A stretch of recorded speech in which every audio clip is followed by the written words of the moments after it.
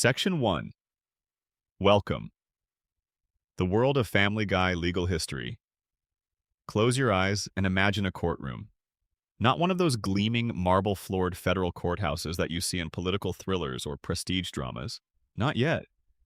Imagine something smaller, quieter.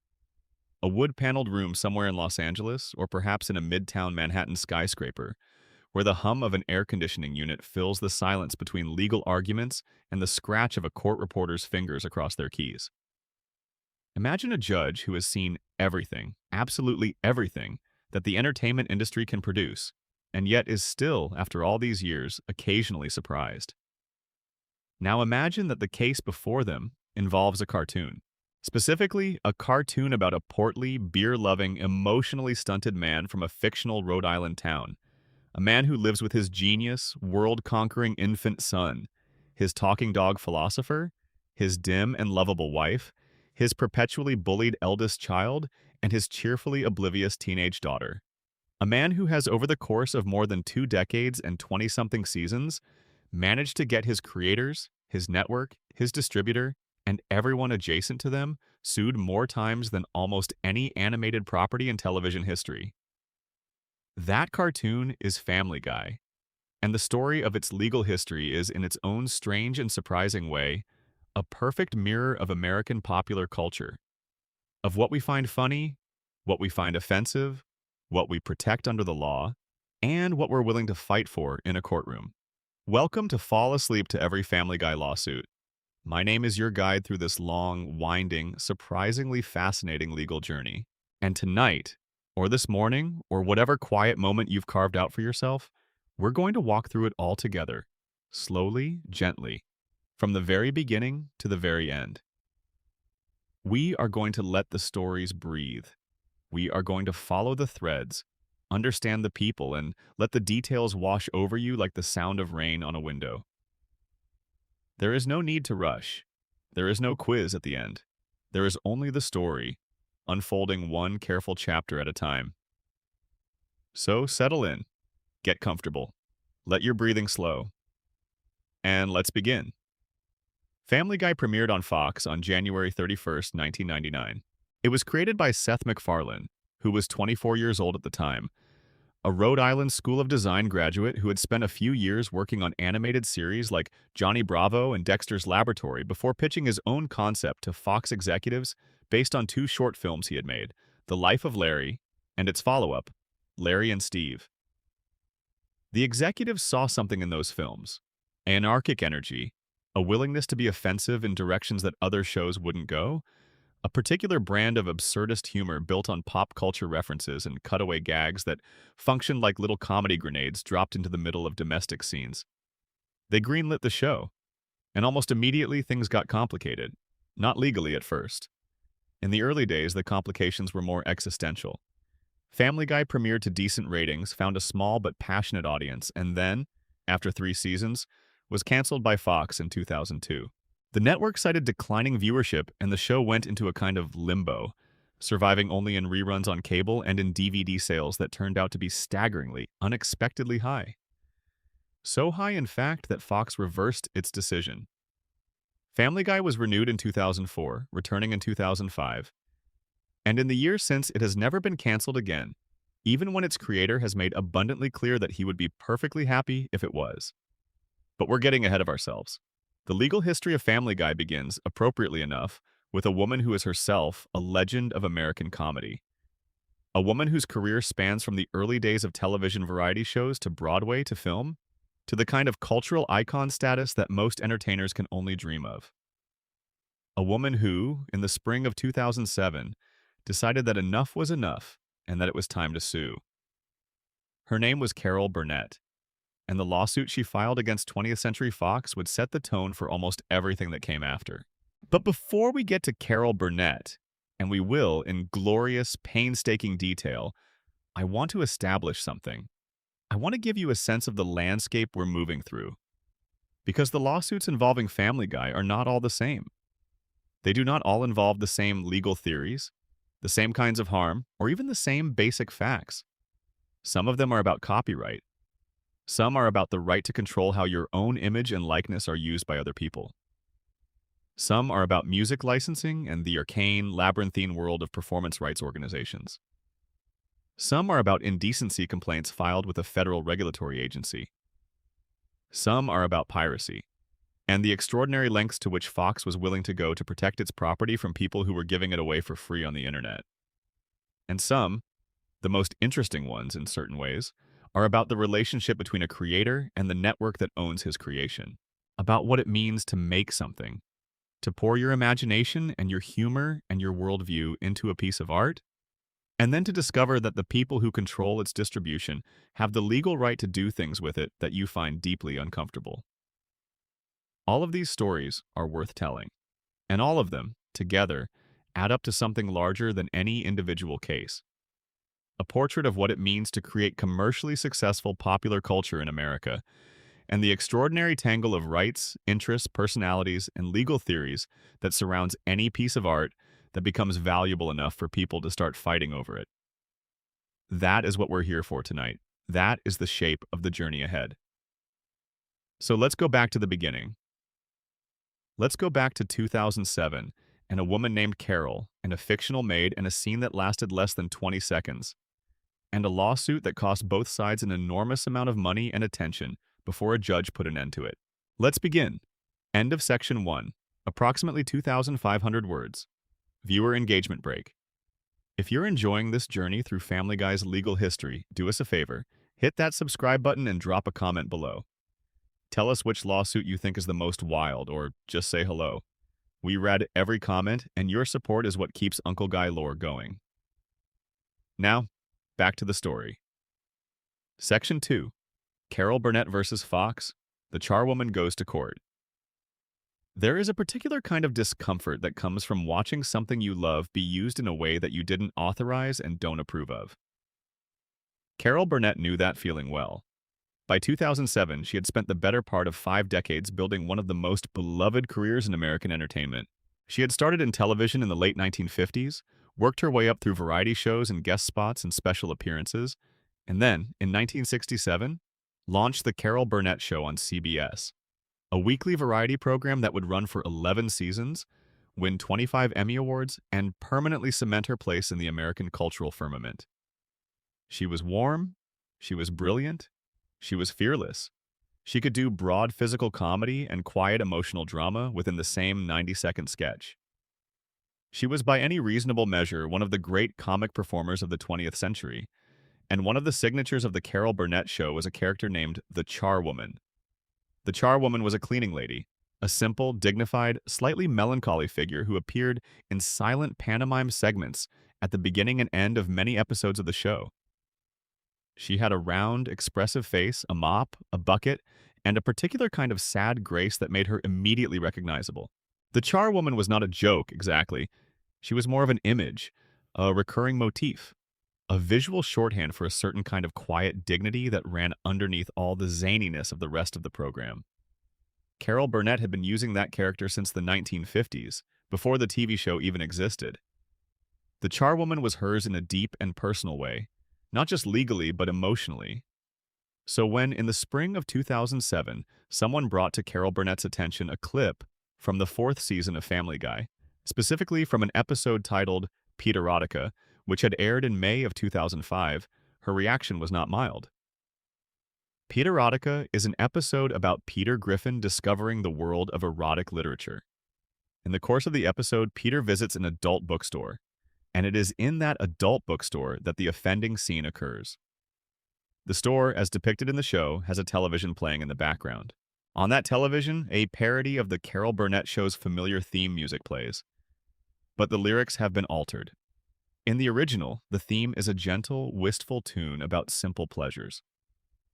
In the Family Guy version, the altered lyrics are crude. They are, to put it plainly, jokes about cleaning up after sex acts. The scene lasts approximately 18 seconds, and accompanying the altered theme music is an animated caricature of the Charwoman character, recognizable, clearly derived from Carol Burnett's signature creation, complete with the mop and the bucket and the distinctive silhouette. The Charwoman in this context is being used as visual shorthand for an adult entertainment context, and the music associated with her has been rewritten to make explicit sexual jokes. Carol Burnett did not find this amusing. In March of 2007, she filed suit in the United States District Court for the Central District of California against 20th Century Fox Television, Fuzzy Door Productions, Seth MacFarlane's production company, and several related entities. The lawsuit sought damages between $2 and $6 million. The precise figure was somewhat fluid, as these things often are in early filings, and it was built on several distinct legal theories, each of which deserves a moment of attention. The first theory was copyright infringement. The Carol Burnett Show's theme music was protected by copyright, and the plaintiff argued that the use of an altered version of that music in Pieterotica constituted infringement.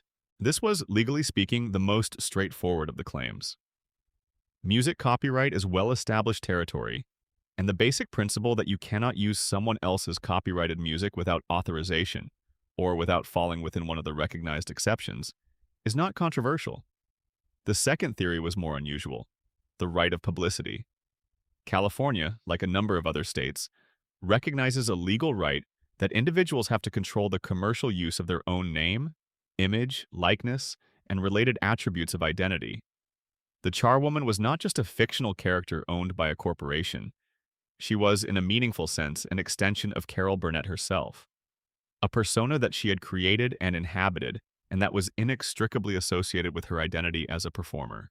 The argument was that by using the charwoman character in a sexually suggestive context without authorization, Family Guy had violated Carol Burnett's right to control how her identity was used commercially. The third theory was misappropriation, a related but distinct claim about the unauthorized commercial use of someone's identity or persona for the defendant's own benefit. This was essentially a cousin of the right of publicity claim, approached from a slightly different legal angle. And underlying all of these specific legal theories was a more general sense of grievance. That the people who made Family Guy had taken something that belonged to Carol Burnett, had used it to make a crude joke in an adult context, and had done so without asking her, without paying her, and without giving her any opportunity to say no. The defendants, for their part, had a ready response, and that response was parody. Parody is one of the most important and well-established defenses in American copyright and intellectual property law. The basic principle is that creative works that comment on, critique, or make fun of other creative works are entitled to a degree of legal protection that straightforward copying does not receive. This protection flows from the First Amendment, from the recognition that the ability to comment on and satirize public figures and public culture is a fundamental component of free expression, and that a copyright regime that allowed creators to suppress parody and satire would be deeply inimical to free speech values. The seminal case in this area is Campbell versus A Cuff Rose Music, Inc., decided by the Supreme Court in 1994. In that case, the rap group 2 Live Crew had created a parody of Roy Orbison's Oh Pretty Woman, and the copyright holder had sued. The Supreme Court held, unanimously, that parody is a form of comment on the original work that can constitute fair use, and that commercial parody is not automatically excluded from fair use protection. The court laid out a multi-factor test for evaluating whether a particular use qualifies as fair use, with the transformativeness of the use being an especially important consideration. Fox's lawyers argued that Family Guy's use of the charwoman and the altered theme music was classic parody, that it was using a recognizable cultural symbol to make a comic point, and that the transformation of the wholesome, family-friendly associations of the Carol Burnett Show into an adult entertainment context was itself the joke. The absurdity of the juxtaposition, they argued, was the point. This was not appropriation for commercial gain in the traditional sense. This was commentary, however crude, on the nature of media and cultural iconography. The case was assigned to Judge Dean Pregerson in the Central District of California. And in May of 2007, just a few months after the lawsuit was filed, Judge Pregerson issued his ruling.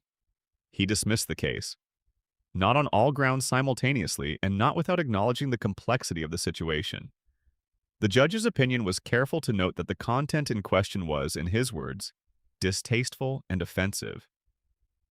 He was not ruling that Family Guy had done something admirable, or even that what it had done was particularly clever or well-crafted as parody. He was ruling on the narrower question of whether what Family Guy had done was legally protected. and his conclusion was that it was. On the copyright claim involving the music, Judge Pregerson found that the use fell within the fair use doctrine, applying the Campbell versus Acuff-Rose framework. The use was transformative, that the lyrics had been completely rewritten to make a completely different, if crude, point, and the amount of the original used was minimal. The altered song did not substitute for the original in any market sense. No one was going to decide not to purchase the Carol Burnett Show's soundtrack because they had heard the Family Guy version. On the right of publicity and misappropriation claims, the judge found that the First Amendment protections for parody and satire extended to protect this use as well. The charwoman, as a cultural figure associated with a famous performer, was fair game for parody commentary, even unwelcome, even offensive parody commentary. Carol Burnett appealed, but the appeal was ultimately unsuccessful. The lower court's dismissal stood. And here's where the story gets a little more complicated and a little more interesting than the bare legal result might suggest. Because there is a detail that comes out in the surrounding reporting on the case that adds a layer of uncomfortable irony to the whole affair.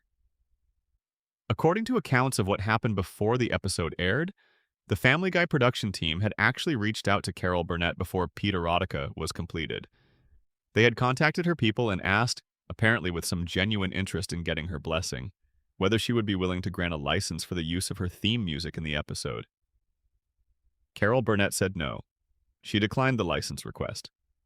And the production team, rather than simply dropping the bit, went ahead and rewrote it in a way that they believed, or at least hoped, would be legally defensible as parody rather than direct infringement. The theme music was altered enough, they judged, to constitute transformation. The charwoman was used in a way that commented on, rather than simply replicated, the original. Carol Burnett's lawsuit in this reading was partly about the content itself, but also partly about the principle that her refusal should have been respected, that no means no, even in the context of parody law. Her argument, essentially, was that the parody defense was being used as a loophole to justify doing something that she had explicitly said she didn't want done. It is a genuinely interesting tension. The law says, parody is protected expression, and you cannot use copyright to suppress commentary on your work, even unwanted commentary. But the human reality says, Carol Burnett had a reasonable expectation that when she said she didn't want her character and her music used this way, that answer would be honored. The law sided with Family Guy. The human intuition, at least for many people, sided with Carol Burnett. Both things can be simultaneously true. Carol Burnett, for her part, remained gracious in her public comments about the case. She was disappointed in the outcome, but she did not become bitter about it. She continued working, continued performing, continued being exactly the kind of person she had always been. She remained one of the most beloved figures in American entertainment until her death in January of 2023 at the age of 90. The case is now studied in law schools as an example of how right of publicity claims intersect with the First Amendment parody defense. It appears in textbooks alongside other cases involving the use of celebrity personas in ways that the celebrities themselves found objectionable. It is, in the taxonomy of intellectual property law, a fairly clean example. The facts are not particularly murky, and the legal outcome, whatever one thinks of its fairness, is not difficult to understand. But as the first major lawsuit in Family Guy's legal history, it set a tone. It established a pattern. And that pattern, creative use of someone else's material, offensive or unwelcome to the original creator, defended successfully on First Amendment and fair use grounds, would repeat itself, with variations, again and again in the years to come. The next time, it would involve a different kind of music, a different kind of plaintiff, and a scene from an episode that Family Guy had actually been trying not to air at all.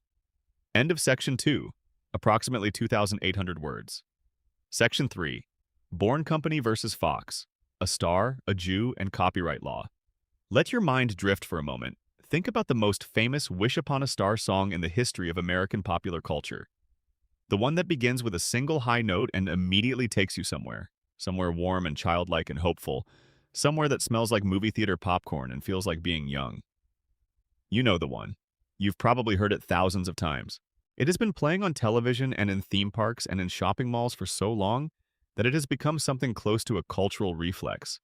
a piece of music so deeply embedded in the American emotional landscape that hearing even the first few bars produces an almost Pavlovian response of comfort and nostalgia.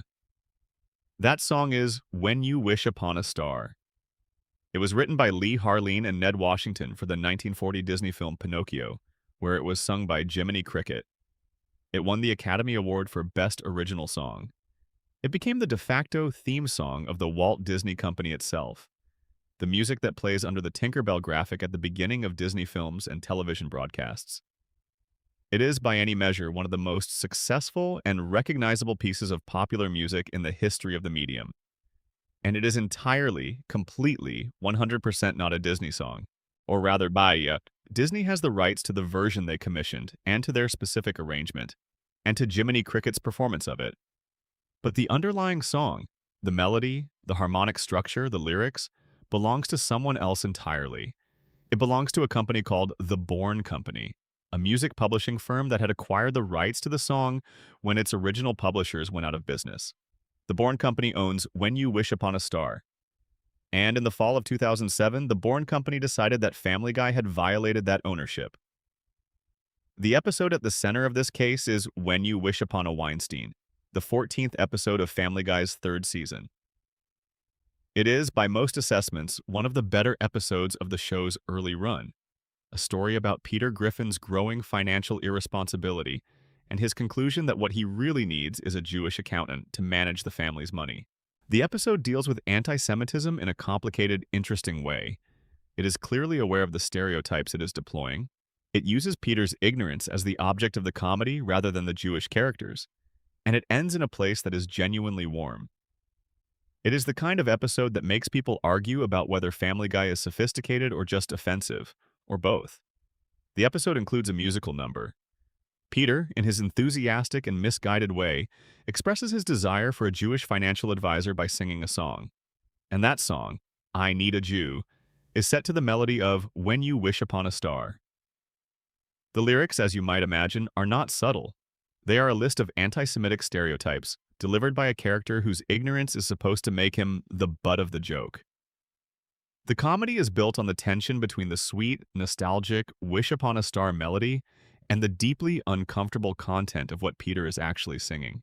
It is, in the show's own terms, a parody, using the most wholesome possible tune as an ironic frame for the least wholesome possible content. The episode was actually completed during the show's original run, before the 2002 cancellation. But Fox was nervous about it. The network sat on When You Wish Upon a Weinstein for 2 years, repeatedly declining to air it, apparently concerned about its potentially offensive content. It eventually made its television debut not on Fox but on Cartoon Network's Adult Swim block in 2003, during the period when Family Guy was technically canceled but still airing in reruns. Fox finally aired it in 2004 after the show had been renewed. In October of 2007, the Bourne Company filed suit in the Southern District of New York. The defendants named in the complaint were extensive: 20th Century Fox Television, Fuzzy Door Productions, Seth MacFarlane personally, and Walter Murphy, who was the composer responsible for creating the musical arrangement of I Need a Jew. The lawsuit alleged copyright infringement and sought both unspecified damages and an injunction that would have prevented the continued distribution of the episode in any form. That injunction request was significant. If granted, it would have meant that When You Wish Upon a Weinstein could not be rerun on television, could not be included in DVD sets, could not be streamed. It would have effectively removed the episode from circulation, a remedy that, if extended to other cases, could have had severe implications for how other episodes of the show were handled. The Bourne Company's legal theory was relatively straightforward on the copyright side. I Need a Jew used the melody of When You Wish Upon a Star without authorization. Whatever one thought of the lyrical content, the musical borrowing was undeniable. The melody is distinctive, recognizable, and clearly the property of the Bourne Company. Seth MacFarlane and the show's writers had not obtained a license. They had just used it. The defense, again, was parody. But in this case, the parody argument was particularly interesting because it raised a specific legal question that the courts had not addressed as directly before.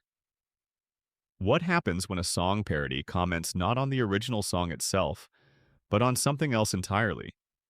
using the original merely as a familiar, recognizable vehicle for an unrelated satirical point.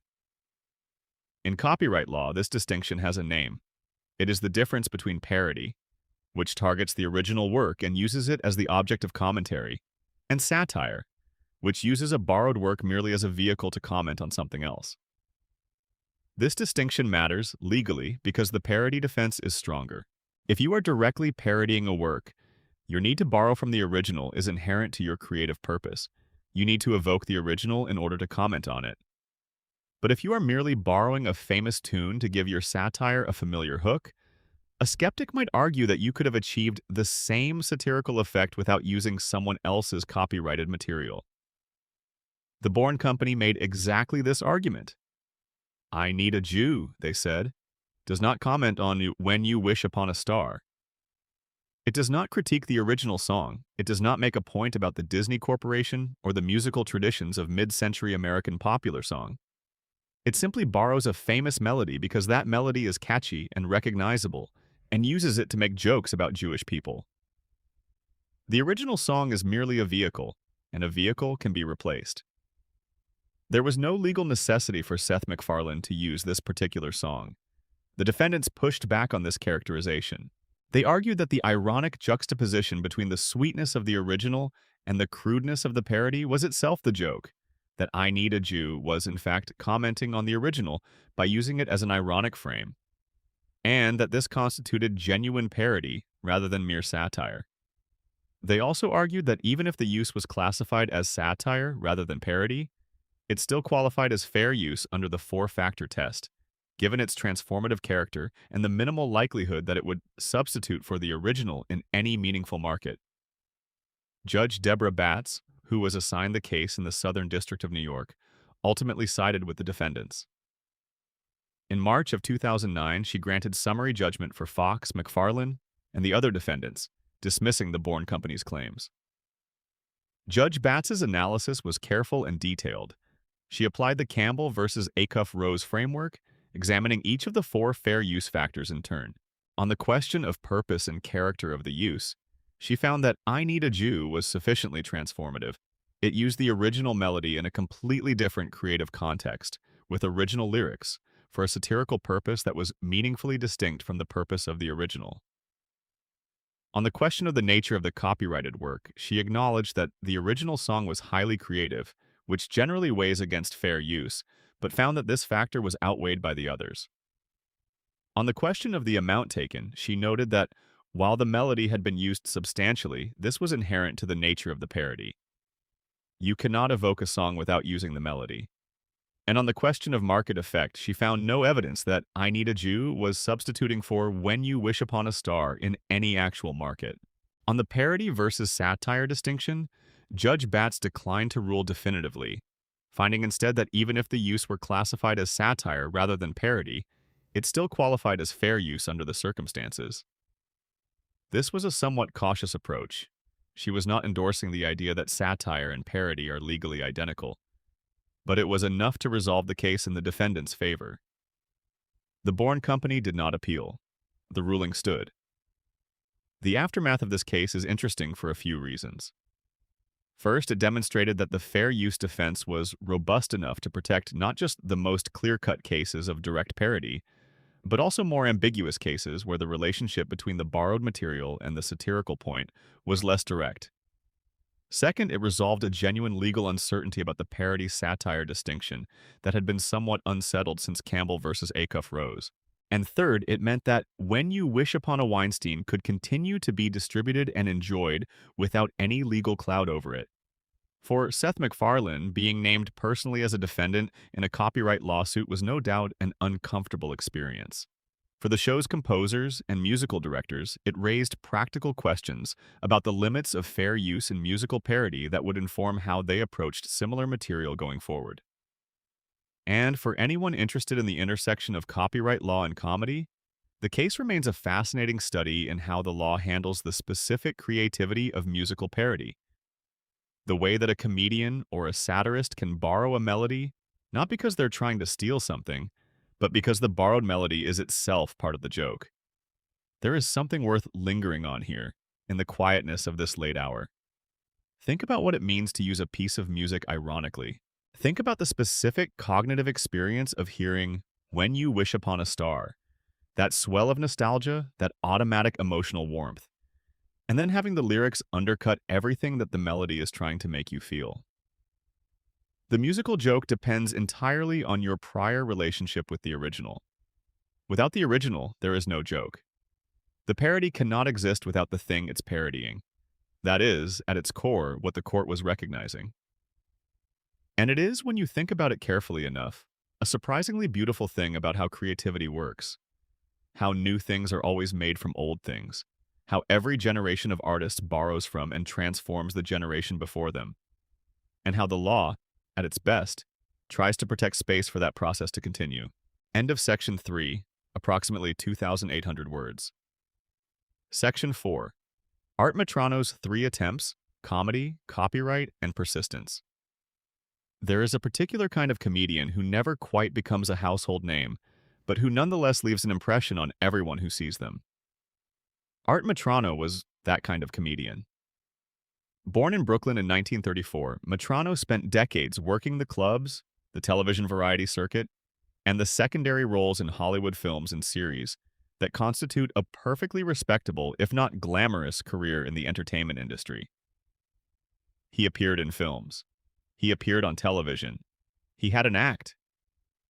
And the centerpiece of that act, the thing that set him apart, the thing that audiences remembered, was a bit that he had been doing since the 1960s. A piece of physical comedy that was, in its own quiet way, genuinely original.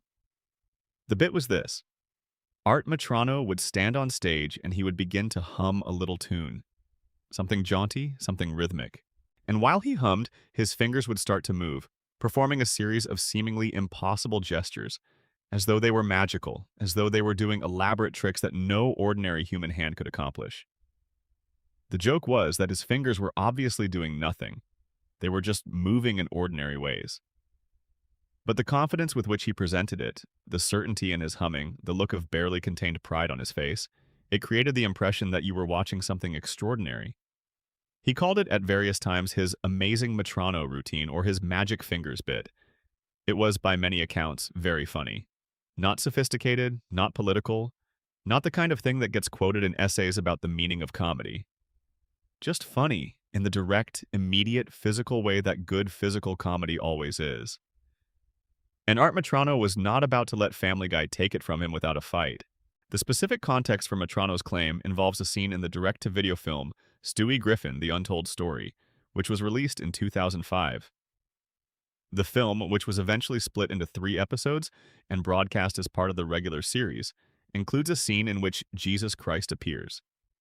And in that scene, Jesus demonstrates his miraculous powers by performing a version of the amazing Metrano routine.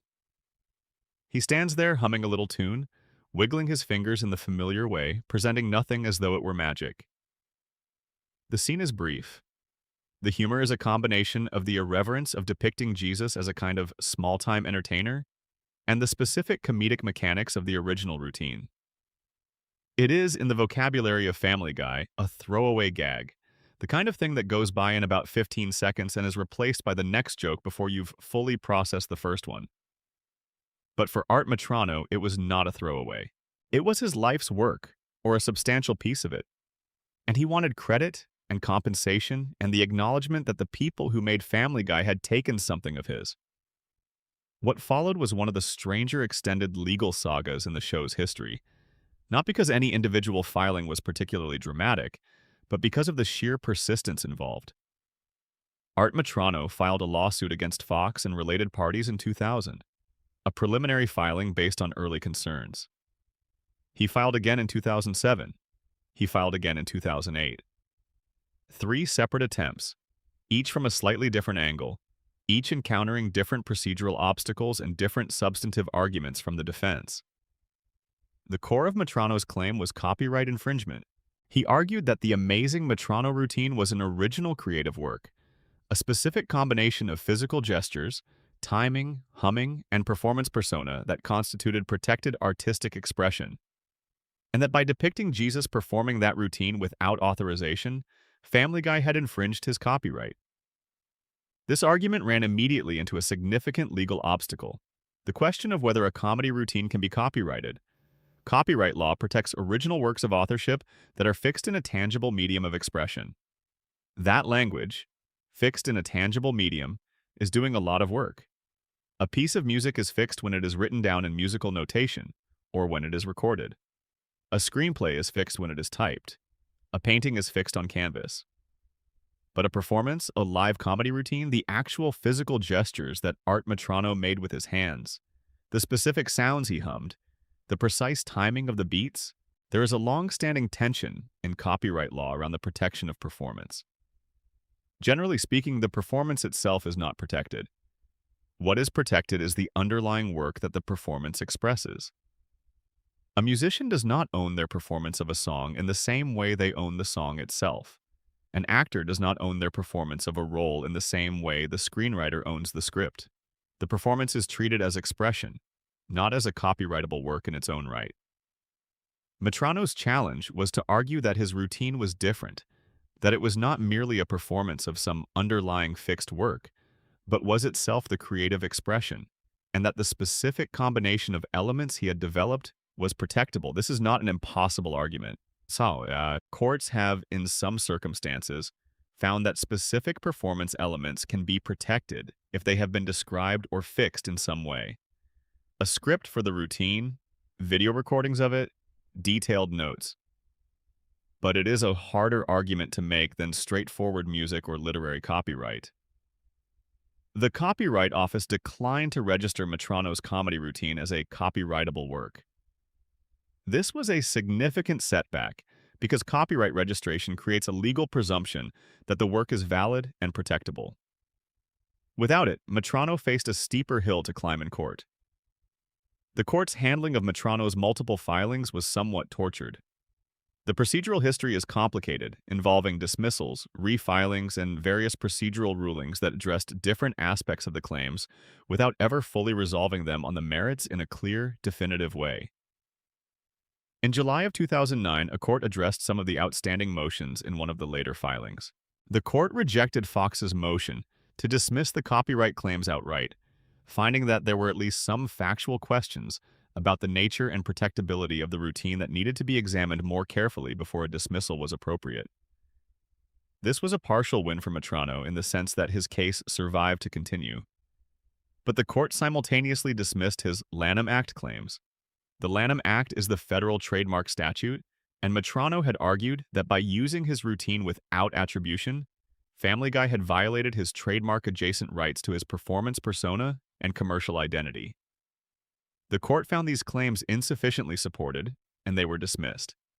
The ultimate resolution of the litigation, what happened after the 2009 ruling, whether the copyright claims were eventually tried or settled, and on what terms, is not clearly documented in the public record.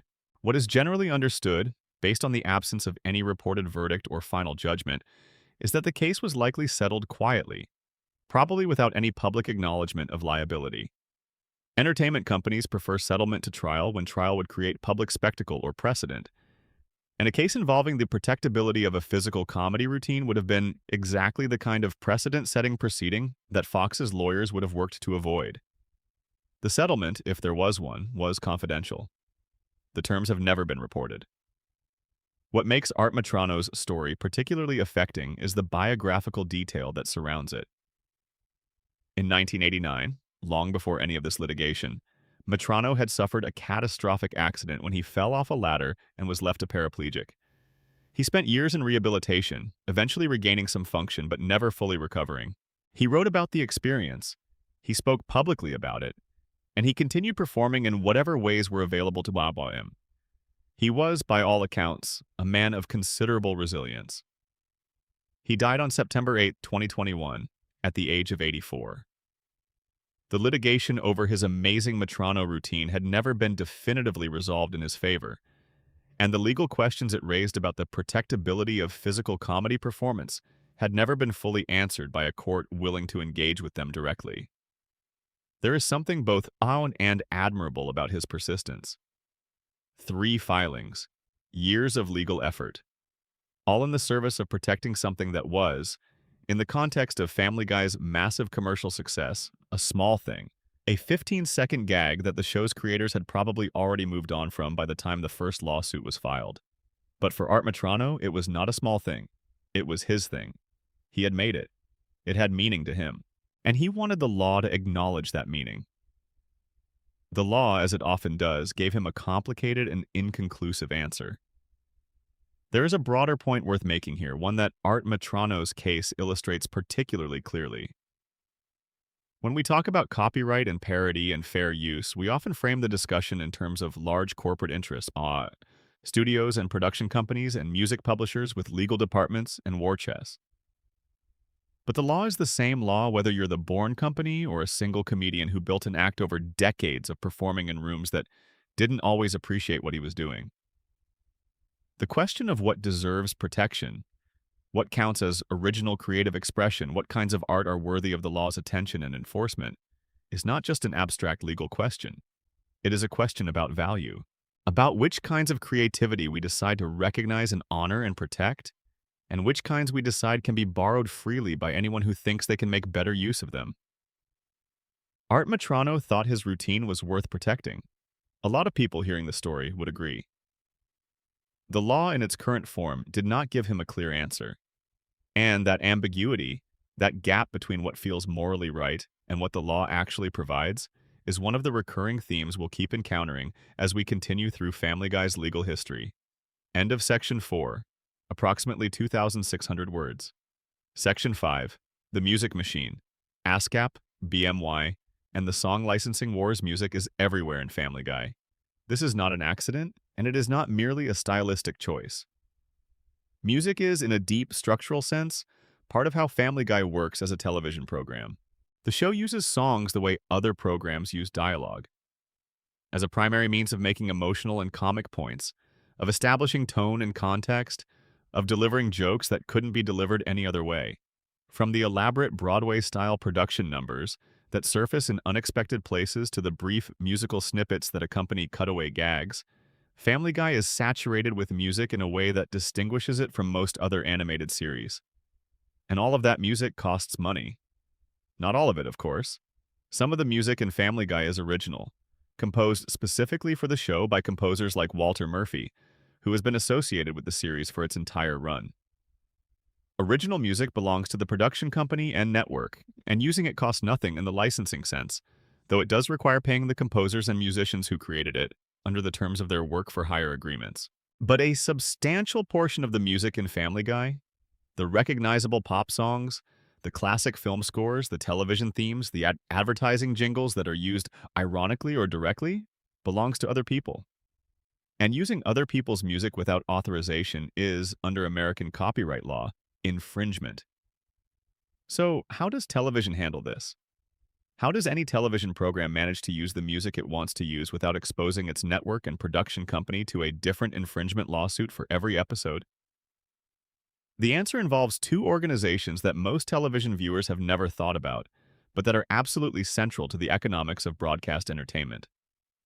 Their names are ASCAP, the American Society of Composers, Authors, and Publishers, and BMY, Broadcast Music Inc. And their relationship with Fox, with Family Guy, and with the question of music licensing is a story that runs quietly beneath the surface of everything else we've been discussing. ASCAP and BMI are performance rights organizations, commonly referred to as PROs. Their function is relatively simple to describe, even if the mechanics are somewhat complex. They act as intermediaries between the people who own the rights to musical compositions, songwriters, composers, publishers, and their estates, and the people who want to use those compositions publicly. Television networks, radio stations, streaming services, concert venues, restaurants, hotels, essentially anyone who plays music for a public audience, pays licensing fees to these organizations, and the organizations distribute those fees to the rights holders according to formulas based on how often and in what context the music is used. ASCAP was founded in 1914, making it one of the oldest institutional structures in American commercial music. BMI was founded in 1939, partly as a response to ASCAP's dominance and partly to represent the interests of genres, country, blues, rhythm and blues, that ASCAP had historically underserved. Between them, the two organizations represent virtually all of the commercially significant musical compositions in the United States, and their licensing agreements with major broadcasters cover an enormous range of music usage. The key word in that last sentence is broadcasters. Television networks like Fox enter into what are called blanket license agreements with ASCAP and BMI.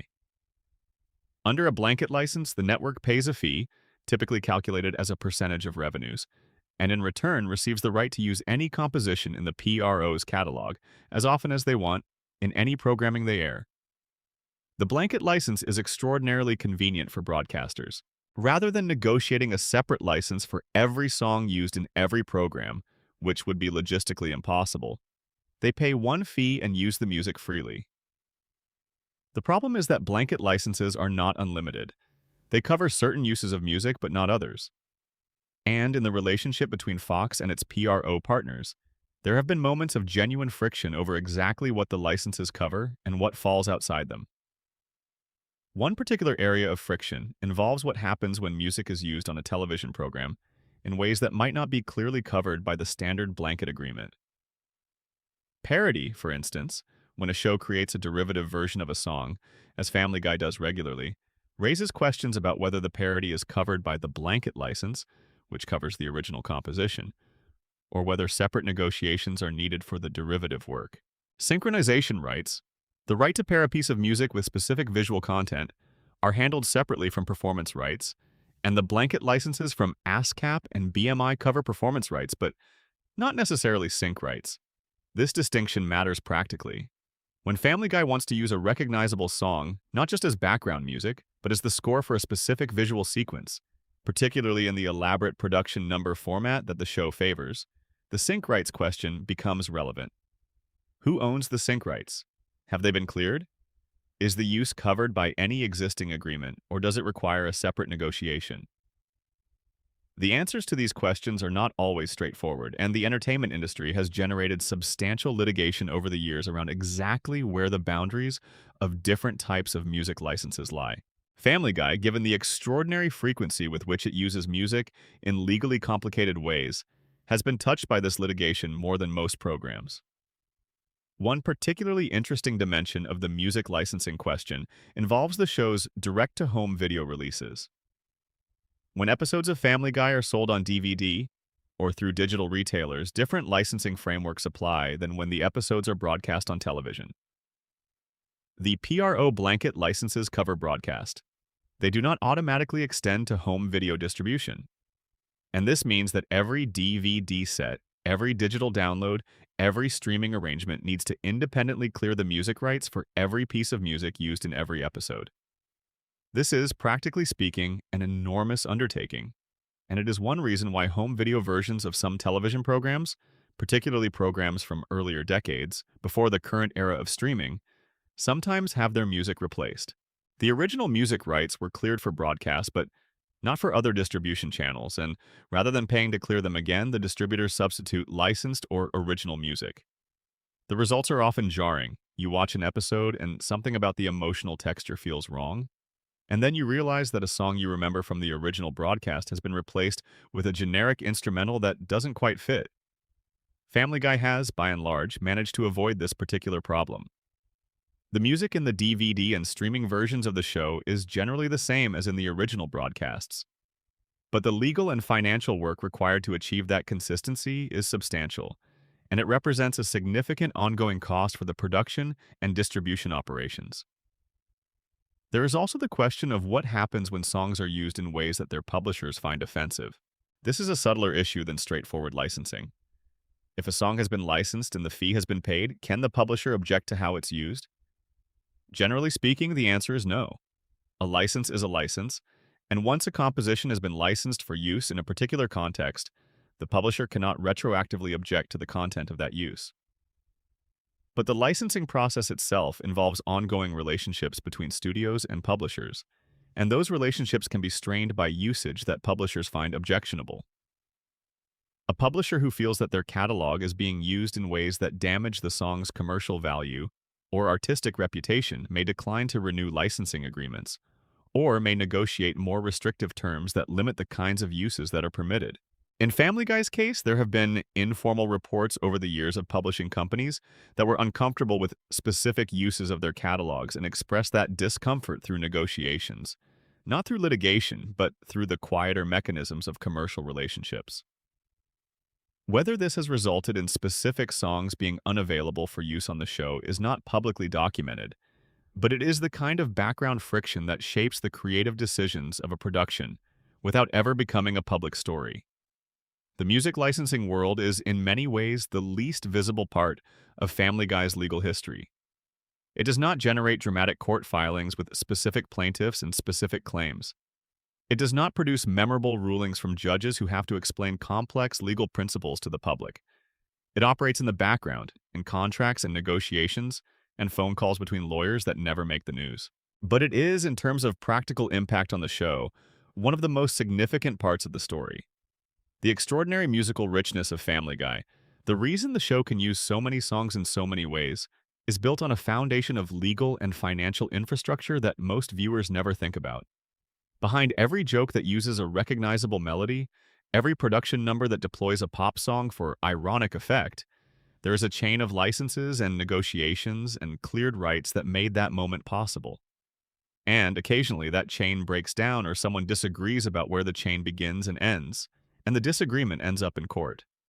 Or, as we've already seen, it prompts someone to argue that the license was never needed in the first place because the use was a fair use parody.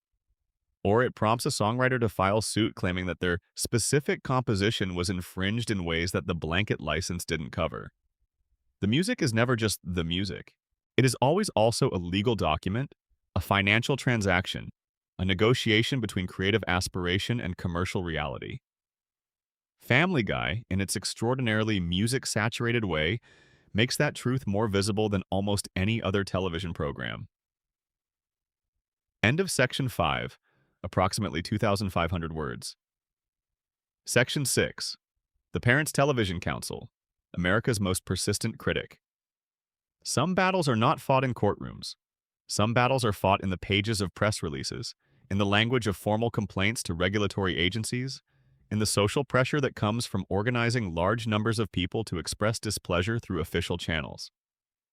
Some battles are fought through the machinery of public outrage, carefully cultivated, strategically deployed, and entirely legal as a form of advocacy, however one might feel about the goals being pursued. The Parents Television Council, known universally as the PTC, fought its battle against Family Guy primarily through this kind of advocacy. And while the PTC's campaign against the show never produced a courtroom victory of the kind we've been discussing, it produced something arguably more significant. A years-long, very public, occasionally very bitter conflict between a media watchdog organization and one of the most popular animated series in American television history. It is a story worth telling carefully because it touches on questions that go beyond Family Guy specifically, questions about the role of citizens' organizations in shaping broadcast content, about the boundaries of free expression and indecency regulation, and about the strange, deeply American tension between the freedom to produce provocative entertainment and the freedom to organize against it. The Parents Television Council was founded in 1995 by L. Brent Bozell III, a conservative media critic and activist who had been writing about what he saw as the degradation of broadcast television standards for years. The PTC's mission, as stated, was to promote responsible and morally uplifting programming and to oppose content that it considered harmful to children and families. It operated by monitoring television broadcasts, identifying content it found objectionable, and then mobilizing its members to file formal complaints with the Federal Communications Commission. The FCC, for those unfamiliar with its role in this story, is the federal regulatory agency responsible for overseeing broadcast communications in the United States. It has the authority, under federal law, to regulate obscene, indecent, and profane content on broadcast television. Broadcast television, which is transmitted over public airwaves that the government licenses to broadcasters, is subject to content regulations that cable and streaming are not, because of the legal theory that public airwaves are public property and therefore subject to public interest requirements. The FCC's indecency rules apply during the safe harbor period, the hours between 6 a.m. and 10 p.m., when children are more likely to be watching. Content that the FCC finds to be indecent during those hours can result in substantial fines for the broadcasting stations that air it. The maximum fine per incident has varied over the years but has at various points reached six figures. And for programs with large national audiences airing on hundreds of affiliate stations simultaneously, a single indecency violation finding could theoretically result in enormous aggregate fines. The PTC understood this regulatory structure and used it strategically. By mobilizing its membership to file FCC complaints about specific episodes or specific moments in episodes, the PTC created formal legal jeopardy for the shows it targeted. The FCC was required by law to investigate complaints that appeared on their face to describe potentially violating content. The complaint process created legal uncertainty, regulatory attention, and, the PTC hoped, ultimately deterrent pressure on broadcasters to air less of the kind of content the PTC found objectionable. Family Guy became one of the PTC's primary targets in the mid-2000s, after the show's revival and during the period of its maximum cultural impact. The PTC named Family Guy its worst show of the week more than 40 times over the course of its campaign against the program. This was not a casual designation. The PTC had a formal system for identifying and publicizing the shows it found most objectionable, and Family Guy topped the list with a frequency that was, by any measure, extraordinary. Among the specific episodes and moments that attracted the PTC's attention, and the wiener is an episode from the third season that the PTC complained to the FCC about, citing specific content it found indecent. The FCC investigated and, in 2005, declined to find the episode in violation of indecency rules, concluding that the content, while crude, did not meet the legal standard for indecency. PTV, an episode from the fourth season that dealt directly and metatextually with the question of broadcast censorship. In PTV, Peter creates his own unregulated television network and airs programs of escalating crudeness, while the FCC attempts to regulate not just television but ordinary life. The episode was widely understood as a direct response to the PTC's campaign and to the post-Janet Jackson wardrobe malfunction regulatory environment that had made the FCC suddenly very aggressive about indecency enforcement. The PTC complained. The FCC examined the complaints. No violation was found. Family Gay, an episode involving Peter temporarily becoming gay after being injected with a gay gene, generated what the PTC claimed was its single largest complaint campaign, with 188,000 individual complaints submitted to the FCC. This was, if accurate, an extraordinary number, larger than almost any other single-episode complaint campaign in the history of the FCC's indecency complaint process. The FCC examined the complaints and declined to act. Fox, for its part, pushed back on the FCC complaint process in ways that were themselves legally interesting. In regulatory filings, formal documents submitted to the FCC in the course of the agency's review of PTC complaints, Fox identified 16 specific complaints that it believed were fraudulent. The allegation was that the PTC or its affiliates had manufactured or artificially inflated the complaint numbers, submitting duplicate complaints, using form letters that didn't represent genuine viewer grievances, or otherwise gaming a process that was designed to register authentic public concern. The accusation of complaint fraud was serious. The FCC's complaint process is supposed to function as a mechanism for genuine public feedback about broadcast content. If organizations were manufacturing complaints to create artificial regulatory pressure on their targets, that would be a misuse of the system that raised both legal and ethical questions. The PTC disputed Fox's characterization. The organization maintained that its complaint campaigns represented genuine membership engagement and authentic public concern.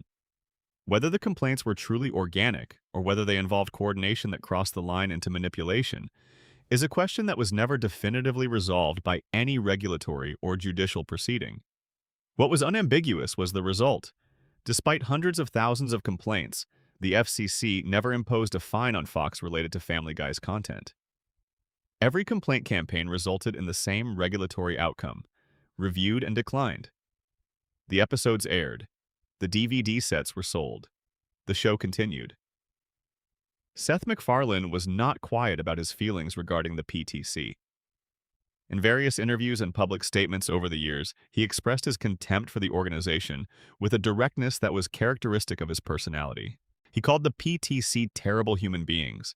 He said that the organization represented a fundamental misunderstanding of the relationship between art, freedom, and responsibility. He argued that the PTC's campaigns were not about protecting children, the ostensible purpose, but about using regulatory mechanisms to suppress creative expression that a particular political and cultural constituency found objectionable. The PTC, for its part, maintained that it was simply exercising its First Amendment rights to organize and advocate, and that there was nothing improper about using the formal complaint process to draw regulatory attention to content that it genuinely believed violated the law. Both positions contain truth. The First Amendment protects both the right to create offensive content and the right to organize against it. The tension between those rights is not resolvable by declaring one side correct and the other wrong. It is an inherent feature of a free society that people with different values will sometimes clash over what kinds of expression deserve to flourish in the culture. The coda to the PTC Family Guy story is almost literary in its irony. After years of bitter combat, the two sides underwent a kind of rapprochement. Seth MacFarlane's later series, The Orville, a science fiction show that he created, produced, wrote, and starred in, received positive attention from the PTC. The organization, which had spent years identifying MacFarlane's work as emblematic of what was wrong with television, found that The Orville's thoughtful, character-driven approach to science fiction aligned with values it supported. They said complimentary things about it. The war, after a fashion, was over. And then, in October of 2025, the Parents Television Council filed for bankruptcy. The organization had spent 30 years as one of the most visible advocacy groups in American media. It had generated enormous complaint volumes, considerable press coverage, and ongoing legal uncertainty for the programs it targeted. It had never won a single decisive victory in terms of having a major network program taken off the air or fined by the FCC on its complaint, and in the end, it ran out of money and filed for bankruptcy protection, and the story that had seemed so permanent revealed itself to be just another chapter with a final page. Family Guy is still on the air. End of Section 6, approximately 2,800 words. Section 7, The Writer's Strikes. When the pen goes down. There are two kinds of labor disputes in Hollywood. There are the ones that get settled quickly, contract negotiations that both sides want to conclude, where the disagreements are narrow and the appetite for prolonged conflict is limited. And then there are the ones that shake the industry to its foundations, the ones where fundamental questions about creative work, economic fairness, and the future of an entire profession get raised, argued over, and eventually resolved in ways that redefine the relationship between the people who make entertainment and the people who own and distribute it. Family Guy has been touched by both kinds, and the way the show was handled during the major writers' strikes, particularly the 2007 to 2008 strike, reveals something important about the complicated position Seth MacFarlane occupied within the industry he worked in. Powerful enough to build an empire, but not powerful enough, legally or practically, to control what happened to that empire when the corporate interests that owned it decided to exercise their rights. The 2007 to 2008 Writers Guild of America strike began on November 5, 2007. The WGA, which represents television and film writers, had been in contract negotiations with the Alliance of Motion Picture and Television Producers, the trade association representing the major studios and networks, for months, and those negotiations had collapsed over a fundamental disagreement about residuals for content distributed through new media. The new media question was the defining issue of the strike. Streaming video and digital distribution were no longer theoretical. They were real, growing, and clearly going to be transformative. Netflix was making its first forays into streaming. iTunes was selling digital television episodes. The internet was beginning to look like the future of entertainment distribution, and the writers wanted to make sure they were compensated for their work when it was distributed through these channels. The studios and networks, for their part, were reluctant to commit to robust residual structures for new media, arguing that the economics of these distribution channels were still uncertain, and that locking in high residual rates before the market matured would create unsustainable obligations. They also, frankly, saw an opportunity to limit their long-term liability by establishing precedents that minimized what they owed to creative workers. The writers struck, and they stayed on strike for 100 days, from November 2007 until February 2008. Seth MacFarlane, who was both a writer and the creator and showrunner of several major Fox programs, joined the WGA picket lines. This was not a foregone conclusion. MacFarlane occupied a complex position, being simultaneously a member of the creative workforce whose interests the union was protecting, and a major producer with his own business interests and his own relationships with Fox. But he made the choice to stand with the union, and he walked the picket lines, and he stopped writing during the strike period. Family Guy went on hiatus along with most other scripted television. But here's where the story gets interesting.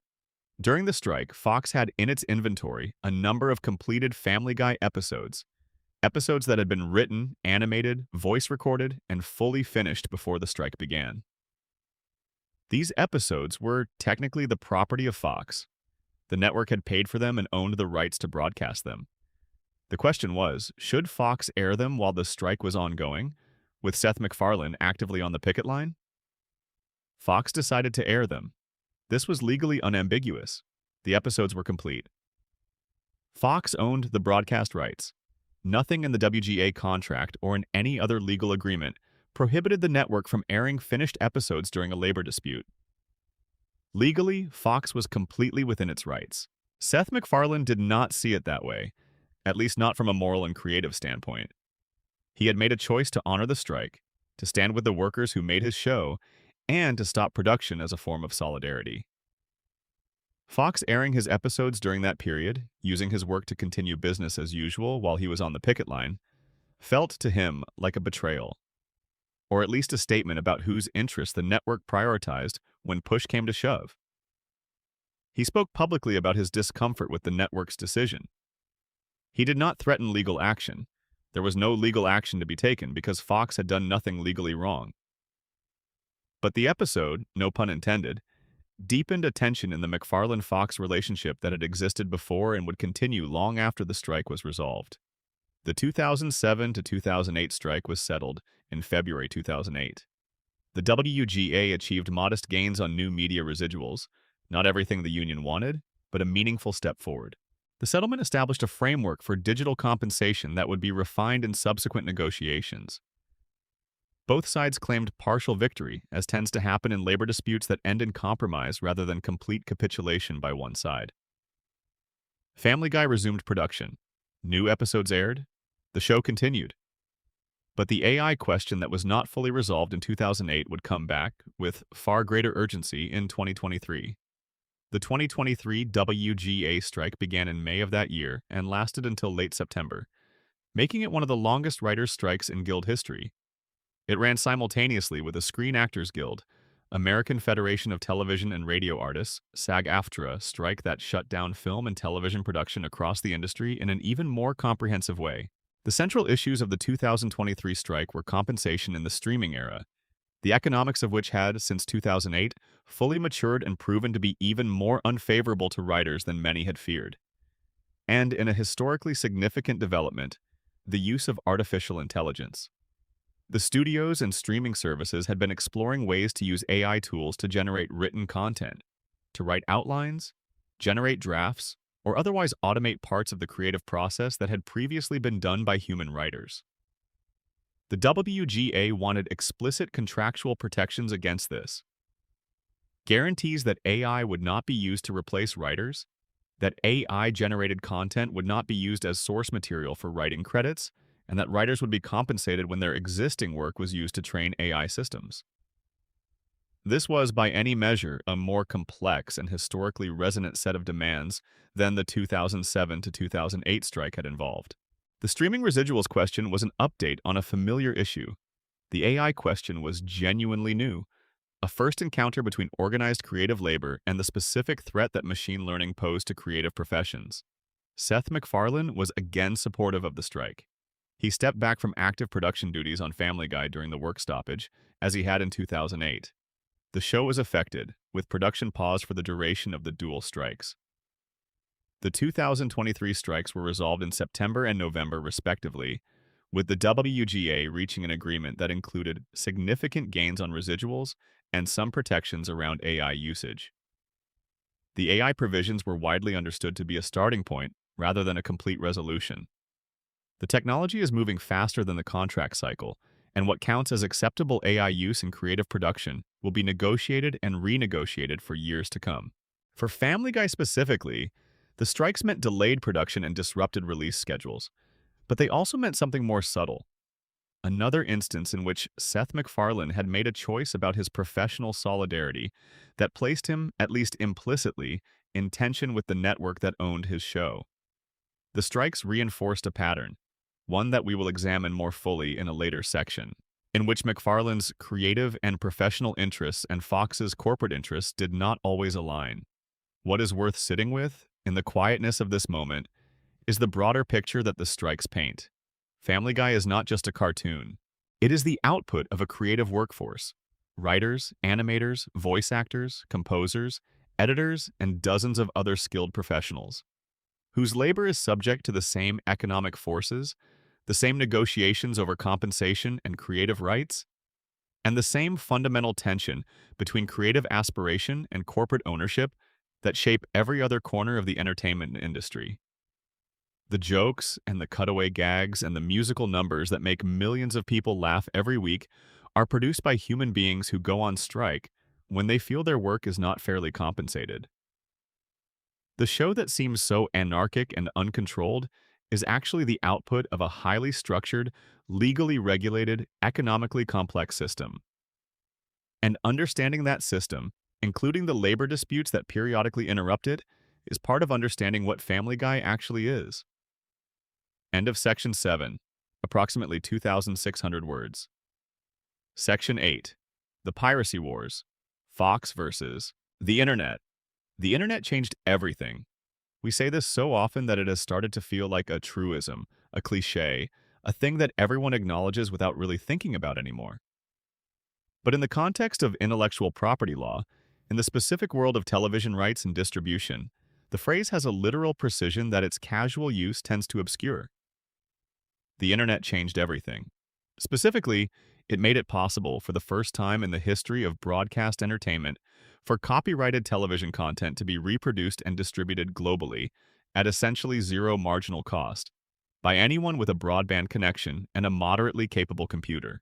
An episode of Family Guy that Fox had paid tens of millions of dollars to produce, that it was distributing through carefully negotiated deals with broadcasters and DVD distributors and eventually streaming services, could be and was made available for free download by anyone in the world who wanted to watch it. This was, from Fox's perspective, an existential threat.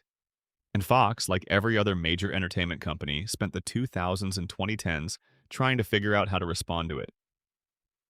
The strategies available to entertainment companies in the face of internet piracy can be roughly divided into three categories. The first strategy was technological. Digital rights management, or DRM.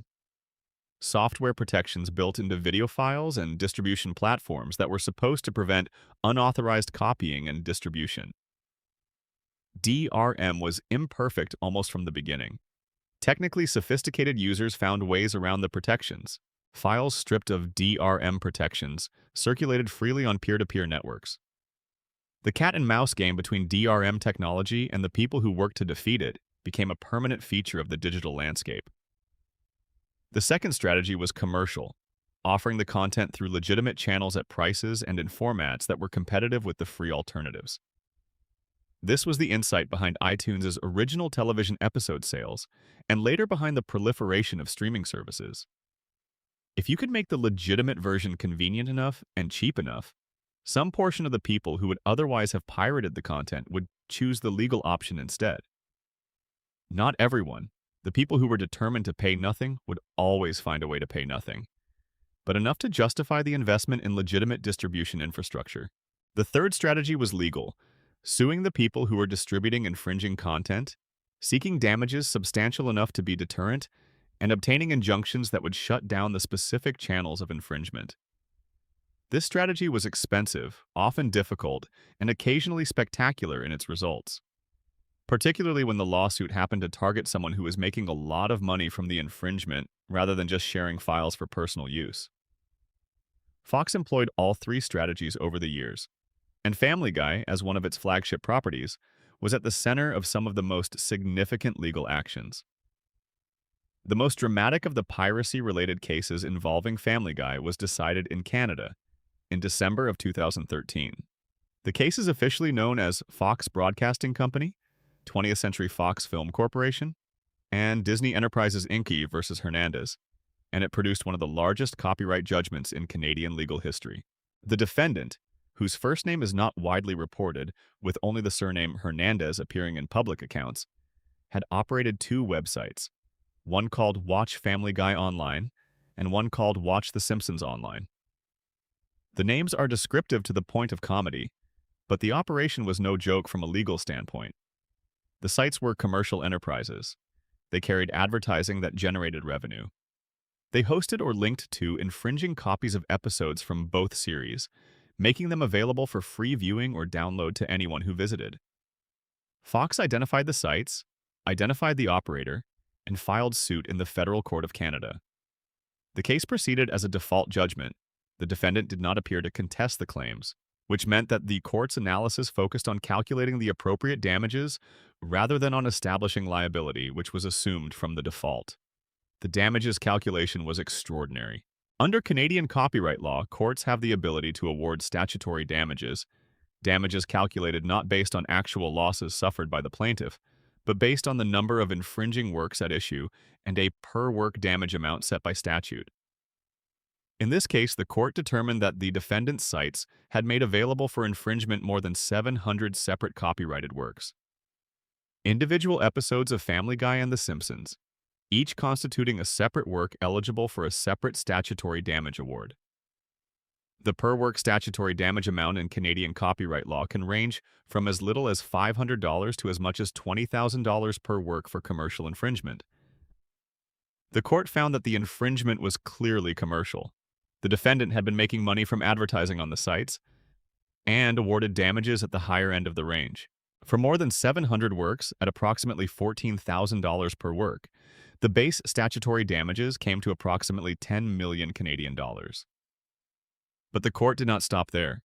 In addition to the statutory damages, the court awarded $500,000 in additional punitive damages. Damages meant not to compensate for loss, but to punish particularly egregious conduct and deter similar behavior in the future. And it added court costs of approximately $78,575, plus interest on the award. The total judgment, combining all of these elements, came to approximately 10.5 million Canadian dollars. At the exchange rates prevailing at the time, this was roughly 9.4 million US dollars, an enormous sum for a copyright case involving a single defendant operating websites. The court also issued a broad injunction. The injunction prohibited the defendant not just from continuing to operate the existing infringing sites, but from creating any new sites that infringed Fox's copyrights in Family Guy, The Simpsons, or any other protected works. The prohibition extended to future works, meaning that the defendant was enjoined from infringing copyrights in episodes that had not yet been produced at the time of the judgment. The practical enforceability of a $10.5 million judgment against an individual who had been operating ad-supported streaming sites is, of course, a separate question from whether the judgment was legally appropriate. Most individuals who run infringing websites do not have $10 million in recoverable assets. The judgment may have been largely uncollectible in practical terms, but that was not really the point. The point of seeking a large, well-documented judgment and then making sure it was reported in the press was deterrence. It was a signal to everyone else who was thinking about operating commercial websites built around infringing Fox's copyrighted content. The message was, we will find you, we will sue you, we will not settle for a nuisance value payment, and we will pursue judgment values that reflect the seriousness of what you're doing. In the years following the Hernandez judgment, several similar cases were filed by entertainment companies in various jurisdictions, seeking similarly large statutory damage awards against commercial infringers. The legal theory and the procedural approach were becoming a template, a standard way for content owners to use the copyright law's statutory damages provisions to create meaningful consequences for commercial piracy. There were also, throughout the 2000s and 2010s, numerous smaller-scale legal actions involving Family Guy. Cease and desist letters to websites hosting infringing content, DMCA takedown notices to platforms like YouTube and Dailymotion, and participation in industry-wide litigation against the peer-to-peer file-sharing networks that were enabling mass infringement. These actions did not produce dramatic individual judgments, but they were part of the ongoing grinding legal work of protecting intellectual property in the Internet age. The story of Family Guy's piracy battles is, in many ways, the story of Hollywood's response to the Internet more broadly. Chaotic, expensive, sometimes successful, sometimes quixotic, and never quite sufficient to fully solve the problem. Piracy of Family Guy continues today. Episodes can be found on unauthorized streaming sites. Clips circulate on social media platforms in ways that may or may not be authorized. The battle is ongoing.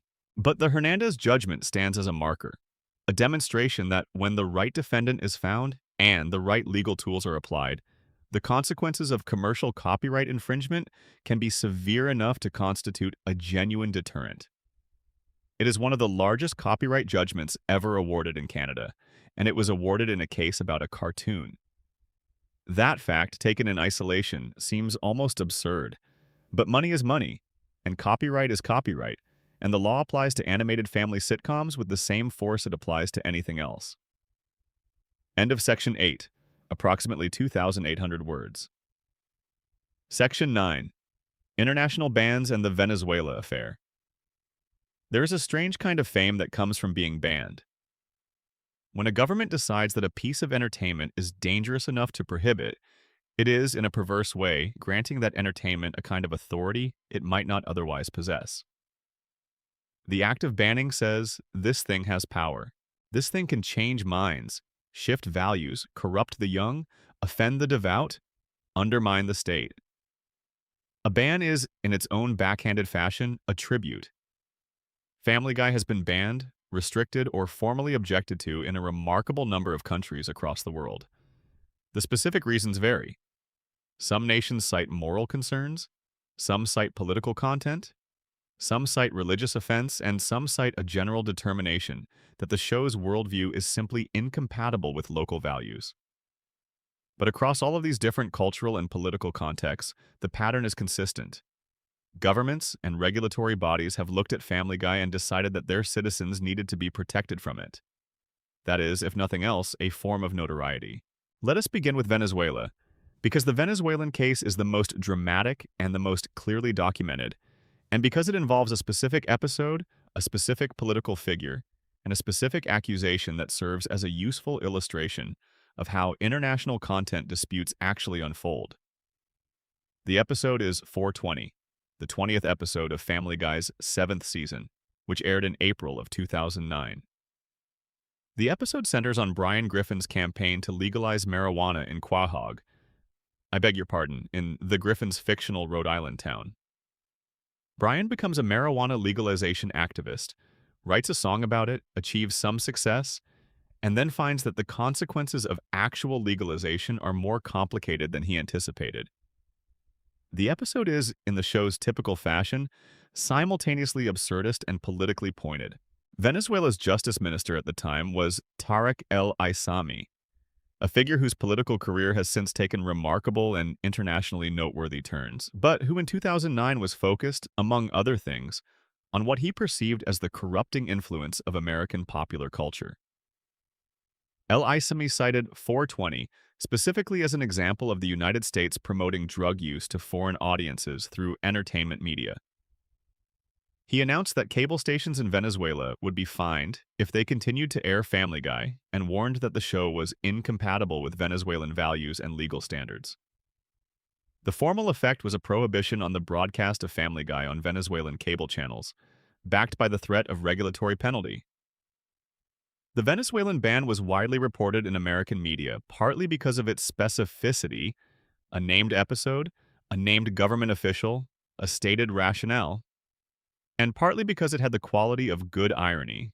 Family Guy, a show that routinely satirized American political figures and American cultural assumptions, had managed to generate an official diplomatic-adjacent incident with a South American government. The creators of a show that was frequently accused at home of being anti-American were being accused abroad of being pro-American propaganda. Seth MacFarlane, when asked about the Venezuelan ban, was characteristically dry. He expressed no particular distress. He noted, with the air of a man who had been insulted so many times that additional insults barely registered, that being banned in Venezuela was probably good for the show's reputation in certain circles. The Venezuela case is worth understanding in its broader context. The relationship between American popular entertainment and the governments of countries that receive it has been contentious since at least the Cold War era, when American films and television were explicitly recognized as both commercial and ideological exports. The values embedded in American popular culture, individualism, sexual permissiveness, irreverence toward authority, a particular kind of consumer freedom, have always sat uneasily in societies organized around different values. Family Guy, which systematically mocks every form of authority and treats almost every taboo as fair game, is a particularly pointed expression of a set of cultural values that governments with strong state or religious authority find threatening. Venezuela was not alone. Iran has restricted access to Family Guy, citing the show's positive portrayals of gay and lesbian characters as contrary to Islamic law, which criminalizes homosexuality. The Iranian government's media regulatory apparatus has, over the years, maintained fairly comprehensive restrictions on Western entertainment that it deems morally contrary to Islamic values, and Family Guy has featured prominently on the list of restricted content. Russia has at various times restricted or declined to broadcast Family Guy on the basis of a general determination that the show's content is too extreme for Russian audiences. Russian broadcast regulation has grown increasingly restrictive over the years, and a show that routinely deals with sexuality, drug use, violence, and irreverence toward political authority is not a comfortable fit for a regulatory environment that has been moving in a more conservative direction. Egypt has similarly restricted Family Guy on moral and religious grounds, with Islamic authorities expressing concern about content that they consider blasphemous or contrary to Islamic values.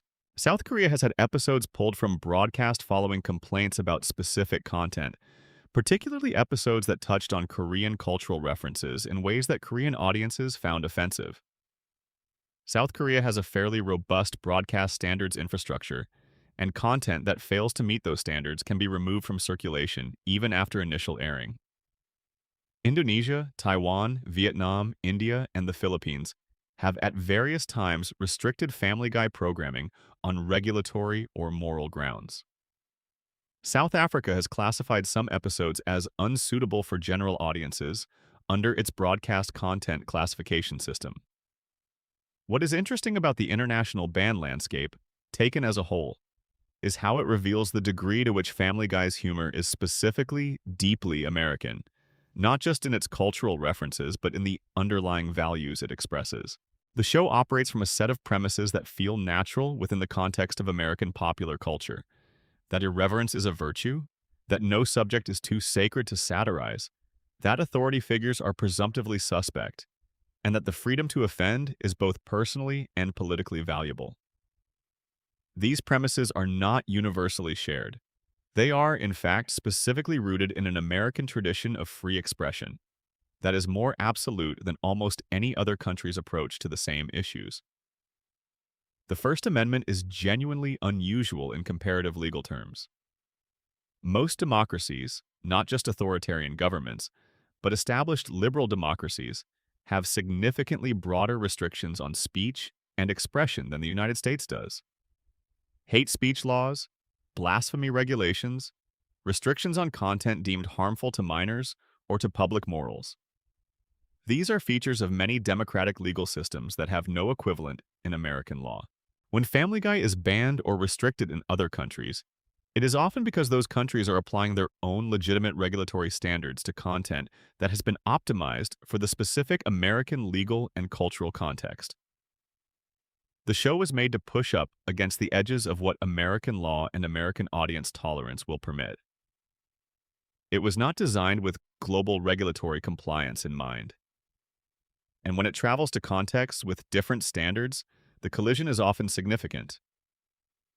There is one more international dimension worth noting: the curious case of specific Family Guy episodes that have circulated in foreign markets with altered content. In some international versions of the show, scenes that were deemed too offensive for local broadcast, particular political jokes, sexual content, religious material, have been edited or replaced. The specific episodes and specific edits are not all documented publicly, but the phenomenon of content being modified for international distribution is widespread in the entertainment industry, and Family Guy has not been exempt from it. This creates a strange multiplication of versions. The show that exists in the American domestic market, edgy, uncompromising, pushing hard against the limits of broadcast standards, coexists with versions of itself in international markets that have been softened, altered, or simply prohibited. The same creative work exists in different forms depending on where you are watching it, shaped by the specific legal and regulatory environment of each market. That fragmentation is, in its own way, a legal story. It is the story of a piece of art encountering the full diversity of the world's legal and cultural frameworks for deciding what kinds of expression are permissible, and adapting, or refusing to adapt, accordingly. End of Section 9, approximately 2,500 words. Section 10. Seth MacFarlane versus Fox, the marriage that wouldn't end.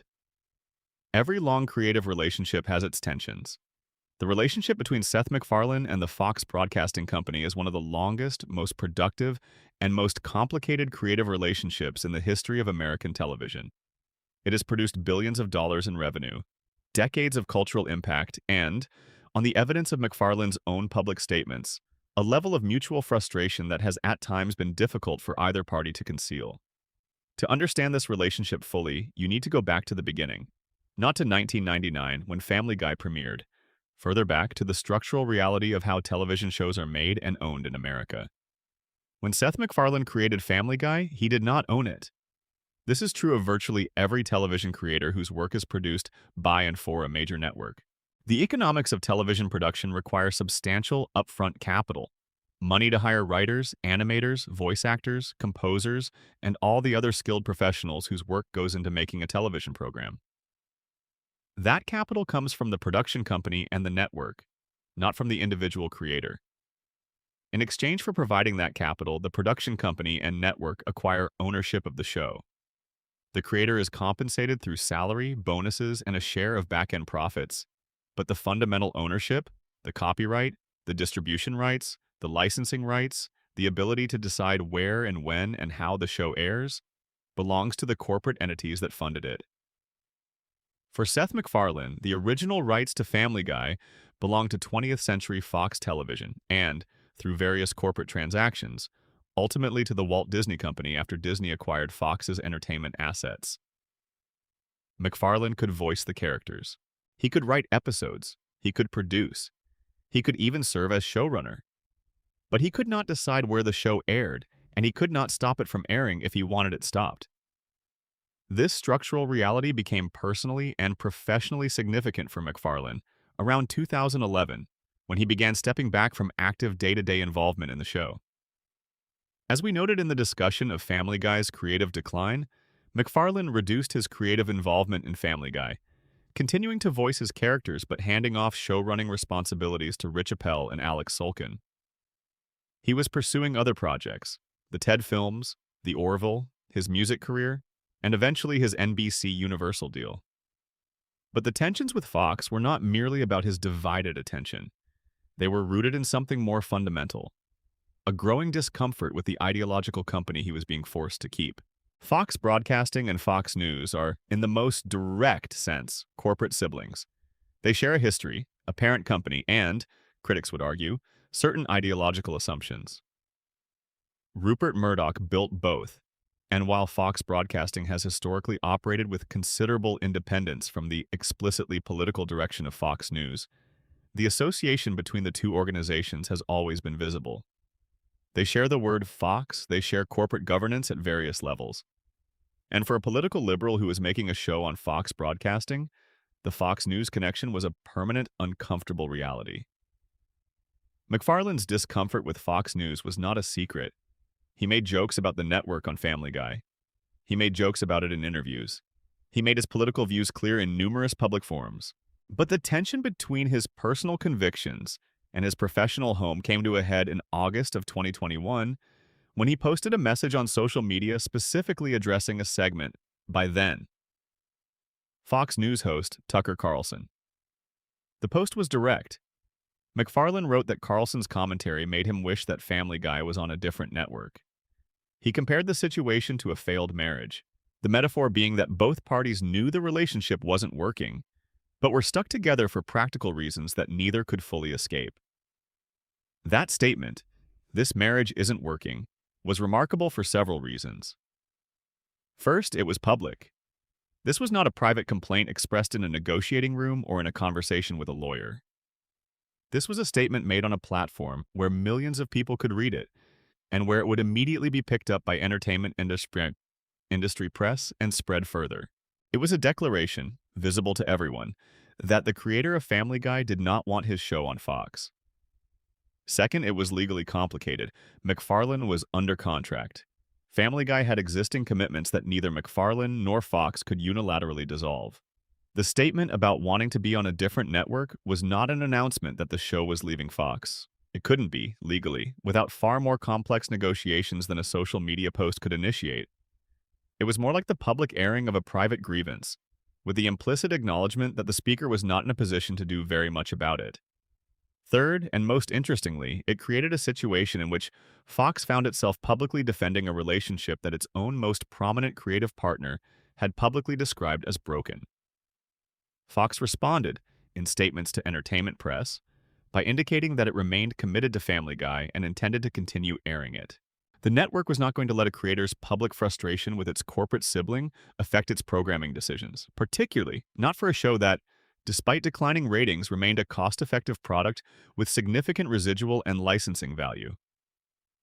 The MacFarlane-Fox dynamic became more formally significant in 2020, when MacFarlane signed his massive deal with NBC Universal. The deal, reported to be worth approximately $200 million over 5 years, moved his production company, Fuzzy Door Productions, from the Fox ecosystem to the Comcast/NBC Universal ecosystem. His new projects, including the continuation of The Orville, which moved to Hulu, and eventually the Ted prequel series for Peacock, were being made for platforms that had no connection to Fox.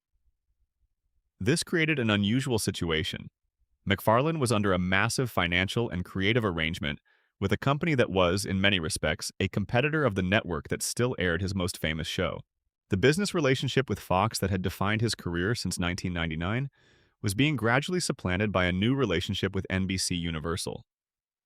But Family Guy remained on Fox because Family Guy was Fox's property, and Fox had no obligation to release it simply because its creator had moved his primary professional allegiance elsewhere. The legal structure that governed this arrangement was the standard entertainment industry framework: contracts, ownership rights, distribution agreements. MacFarlane had been compensated for his creative contribution to Family Guy through the terms of his original and subsequent deals with Fox. In exchange, Fox owned the show. The marriage metaphor he used in 2021 was apt in more ways than perhaps he intended. In a real marriage, separation requires the consent of both parties and a division of jointly owned assets. In the entertainment industry, the assets, the show, the characters, the distribution rights, belong to the corporation. The creator's exit options are defined by what the contracts say, not by what he would prefer. In April of 2024, MacFarlane gave an interview in which he addressed the future of Family Guy with a candor that was unusual even for someone who had always been relatively forthcoming about his relationship with the show.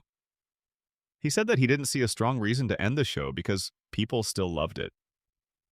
He talked about the show's financial utility, how its revenues supported charitable causes he cared about, including conservation organizations like the Rainforest Trust. He used the phrase escape velocity to describe the show's position.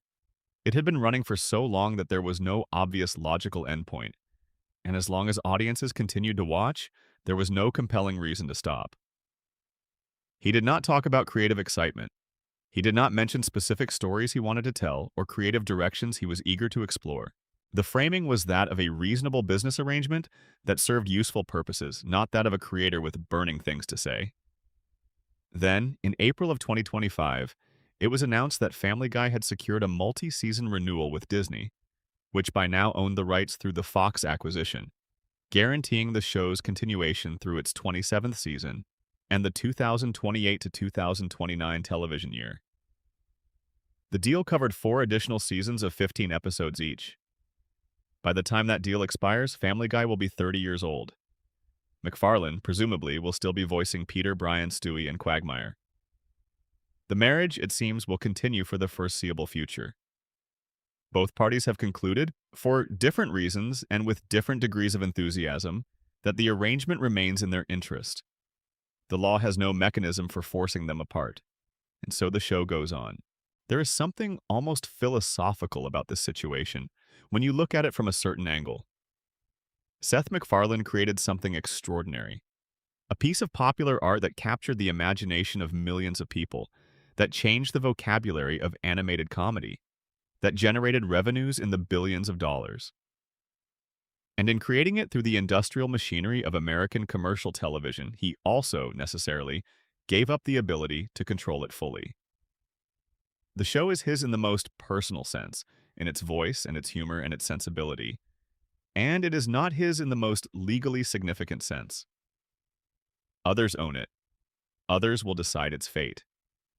This is not unique to MacFarlane.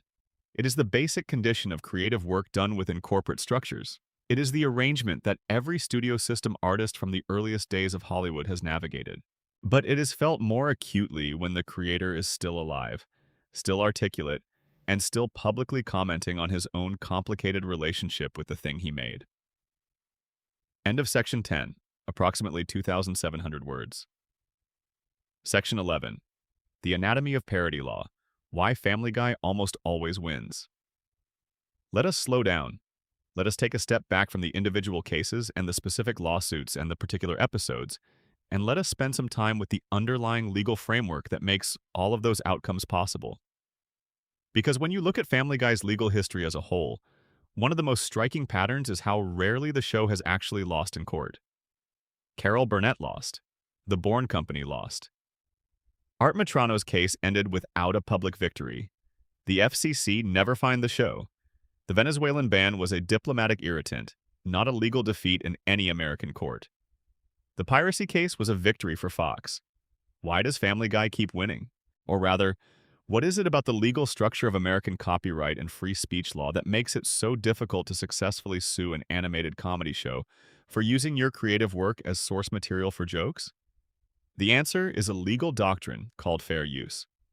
And understanding fair use, really understanding it, not just the shorthand version, is essential to understanding why Family Guy's legal history looks the way it does. Fair use is an affirmative defense to copyright infringement. That framing matters. It is not a right that exists prior to a lawsuit. It is a defense that you assert after being sued, and that a court then evaluates. This means that fair use does not prevent people from suing. Carol Burnett could sue. The Bourne Company could sue. Art Metrano could sue. Anyone can sue anyone in American civil litigation. Fair use only becomes operative when the case reaches the point of legal analysis, and at that point it gives the defendant a set of arguments to make that can defeat the infringement claim even if copying did technically occur. The relevant statute is Section 107 of the Copyright Act, which provides that the fair use of a copyrighted work, including such use by reproduction in copies or phonorecords or by any other means specified by that section, for purposes such as criticism, comment, news reporting, teaching, scholarship, or research, is not an infringement of copyright. The statute then lists 4 factors that courts should consider in evaluating whether a particular use qualifies as fair use. Those 4 factors are, first, the purpose and character of the use, including whether such use is of a commercial nature or is for nonprofit educational purposes. Second, the nature of the copyrighted work. Third, the amount and substantiality of the portion used in relation to the copyrighted work as a whole. And fourth, the effect of the use upon the potential market for or value of the copyrighted work. Courts are supposed to evaluate all 4 factors and weigh them together. No single factor is automatically determinative. But in practice, over decades of case law, certain factors have emerged as more important than others. and certain patterns have developed in how courts apply the test to particular kinds of cases. For parody specifically, the most important factor is usually the first one, the purpose and character of the use. The Supreme Court's 1994 decision in Campbell versus Acuff Rose Music elaborated on what this factor means in the parody context, and its analysis has governed parody fair use cases ever since. The key concept from Campbell is transformativeness. The court held that the central question in evaluating the first fair use factor is whether the new work adds something new, with a further purpose or different character, altering the first with new expression, meaning, or message. If the new work is transformative, if it does something genuinely different with the borrowed material, if it uses the original as raw material for a new creative purpose rather than simply reproducing it, then the first factor weighs in favor of fair use. For parody, the analysis is relatively clear. A parody targets the original work and comments on it through imitation and exaggeration. The parody needs to borrow from the original in order to achieve its purpose, because without the recognizable original, there is nothing to parody. Courts recognize this inherent necessity and give parody significant latitude to borrow even substantial portions of copyrighted works, when the borrowing is in service of genuine commentary on the original. The distinction between parody and satire, which we touched on in the Bourne Company case, flows from this analysis. Satire uses borrowed material to comment on something other than the original work itself. Because the satirist's target is external to the original, a court might reasonably ask whether the borrowing was truly necessary. Couldn't the satirical point have been made without using someone else's copyrighted material? This makes the fair use analysis for satire somewhat more difficult than for direct parody. Family Guy's comedy, in its most legally significant on applications, tends to operate as parody in the relevant legal sense. It takes recognizable source material and uses it to make a point that comments on that material, even if the comment is often crude, brief, or delivered in the middle of an entirely unrelated plot. When the show depicts the charwoman cleaning up after sexual activity, it is using a symbol of wholesome family television to comment, by ironic contrast, on the context in which it now appears. When it uses When You Wish Upon a Star as the melody for a song about anti-Semitic stereotypes, it is using the sweetness of the original to highlight the ugliness of the stereotypes. The musical innocence of the original is precisely what makes the contrast funny. These uses are transformative. They take the original material and put it to genuinely new expressive purposes. They do not substitute for the original in any market sense. No one who wants to enjoy When You Wish Upon a Star in its original context will fail to purchase it because they've heard the Family Guy parody. And the amount borrowed, while sufficient to be recognizable, is not so extensive as to simply reproduce the original. Under this framework, the fair use defense is quite strong. And this explains why cases against Family Guy, based on the use of identifiable cultural material, have uniformly failed when they reach the level of judicial analysis. The fourth factor, market effect, is particularly important to understand in this context. One of the intuitions behind copyright protection is that creators should be able to capture the economic value of their creative work, and that unauthorized use of that work by others threatens to capture that value for the unauthorized user rather than the original creator. The market effect factor asks, is the challenged use likely to substitute for the original in the marketplace and thereby reduce the original creator's economic returns? For most parody uses, the answer is no. A parody of a song does not compete in the same market as the original song. A parody of a television character does not compete in the same market as the original program. The audience for Family Guy is not choosing between watching Family Guy and watching The Carol Burnett Show. They're not substitutes. If anything, seeing the charwoman on Family Guy might remind viewers that the character exists and send them back to the original. This non-substitutability is one of the most important structural features of parody as an economic matter, and it is one of the reasons courts have been consistently willing to find parody uses to be fair use, even when the borrowed amount is substantial and the use is commercial. There is, however, an important limitation on the parody defense that is sometimes overlooked in popular accounts of these cases. Fair use is not a blanket exemption from copyright liability. It is a case-by-case analysis, and the outcome of any particular fair use evaluation depends heavily on the specific facts of the use in question. A parody that is clearly directed at a copyrighted work and that borrows only what is necessary to achieve its parodic purpose is in a strong position. A use that is only loosely connected to the original, that borrows more than necessary, or that does clearly substitute for the original in some market segment, may not receive fair use protection. The cases we've examined in this script have all been ones where the courts ultimately found fair use, but that outcome was not guaranteed in any of them. The Bourne Company's parody versus satire argument, for instance, had real legal force.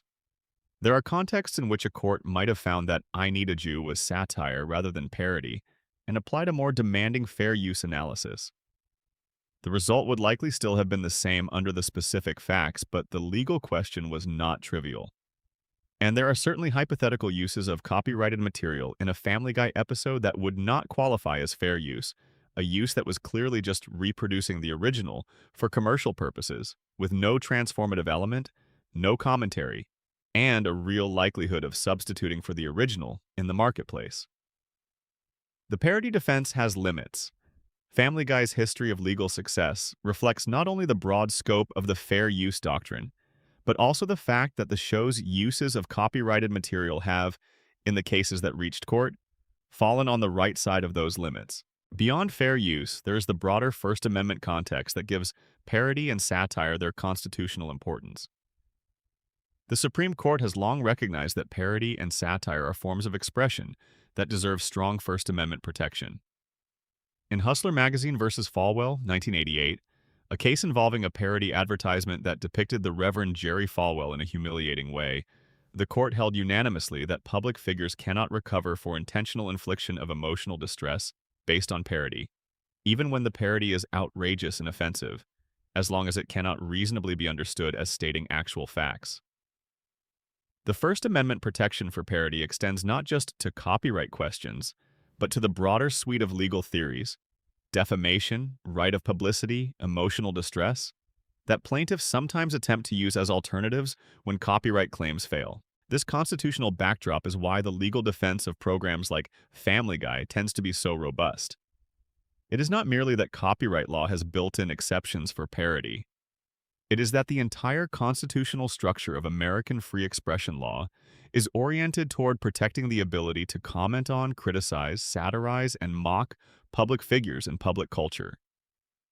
Family Guy's humor, irreverent, offensive, willing to use anyone and anything as raw material for jokes, is, in a deep sense, an expression of values that the First Amendment was designed to protect. The courts, by and large, have recognized this. They have been consistent in finding that the discomfort caused by seeing one's creative work used in ways one didn't authorize or wouldn't have chosen is not, standing alone, a legally cognizable harm when the use serves a genuine parodic or satirical purpose. And yet, and this is the part worth sitting with in the quiet of this late hour, the legal framework does not eliminate the human reality of what it means to have your work taken without permission and used in ways you find offensive. Carol Burnett's discomfort was real. Art Matrano's sense of injury was real. The fact that the law did not remedy those injuries does not mean the injuries did not exist. Law and ethics are not the same thing. Something can be legal and still be unkind. Something can be legally protected and still, in the judgment of reasonable people, be the wrong thing to do.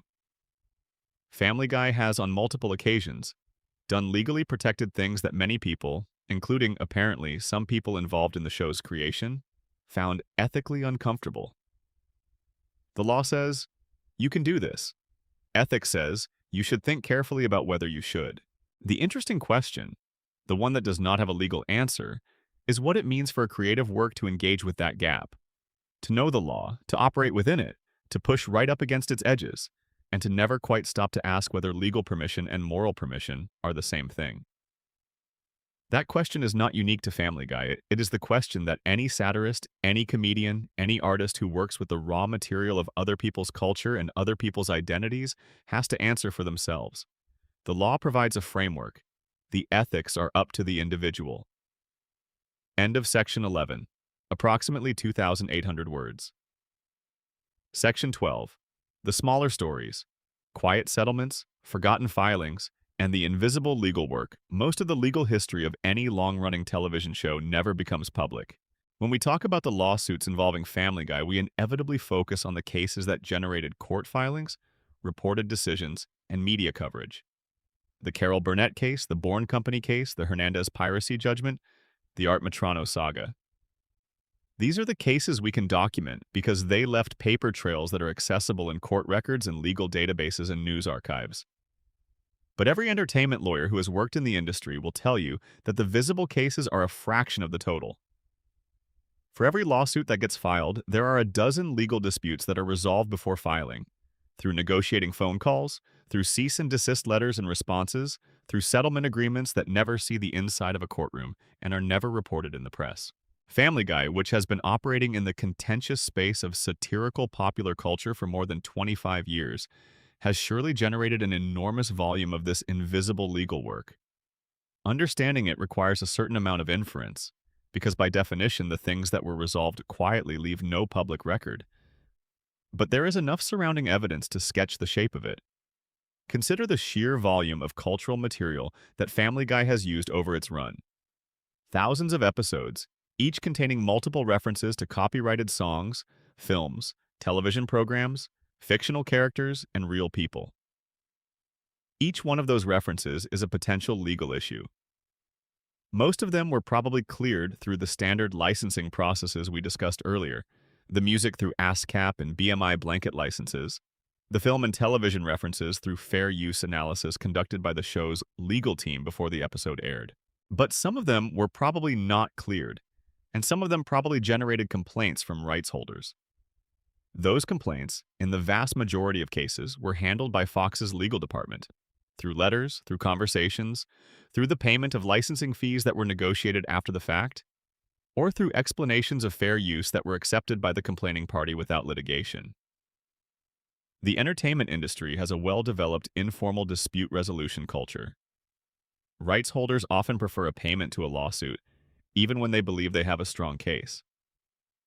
Litigation is expensive, slow, and uncertain. A check and a non-disparagement agreement are much more efficient. Fox's legal team has surely written many such checks over the years, and the total amount paid in these informal resolutions, though we can never know the precise figure, probably represents a significant sum. There are also the cases involving real people who appeared in Family Guy in ways they found objectionable. Family Guy has depicted, over the years, an enormous number of real public figures, politicians, celebrities, athletes, historical figures, and occasional private individuals who became famous for specific incidents. Some of these depictions were clearly positive or neutral. Many were satirical, unflattering, or crude.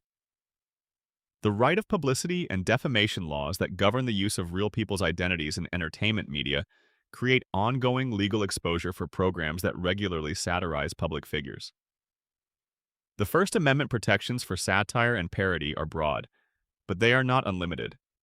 A depiction of a real person that falsely states facts, that depicts them in a sexual situation without consent, or that could reasonably be understood as something other than obvious parody, might create real legal liability. Family Guy's legal team has surely evaluated hundreds of specific scenes and depictions over the years, making judgment calls about what the law will permit and what requires modification or removal. Some of those judgment calls were probably wrong, and some of them probably generated complaints or threats that were resolved through negotiation. The specifics are not public, but the pattern, careful legal review, occasional post-production modification, periodic resolution of complaints through informal channels, is the standard operating procedure for any program that operates as close to the legal limits as Family Guy does. There is also the question of what happens when the show's satirical targets are not passive. Some of the public figures that Family Guy has depicted have legal teams of their own and have the resources to pursue complaints more aggressively than an individual artist like Carol Burnett or Art Metrano. A corporation whose products were mocked in a specific way, a public figure with particular sensitivity to their own image, a foreign government concerned about political content, any of these could, and probably have, generated legal pressure that was resolved through channels that left no public record. The practice of pre-production legal clearance is, in this context, as important as the post-production legal response. Family Guy's writers and producers, when crafting an episode, presumably work with the show's legal team to assess the risk profile of specific content before it is animated and broadcast. Material that crosses clear legal lines is modified or removed before it ever reaches the audience. The episodes that do air represent the output of a process that has already filtered out the things that the legal team was confident could not be defended. This filtering process is itself invisible from the outside. We can never know what scenes were written and then cut for legal reasons, what jokes were softened, what celebrity cameos were declined because the depicted person's lawyers sent a letter. The legal work that shapes what we see is never more invisible than when it operates at the pre-production stage, shaping the content before it exists in final form.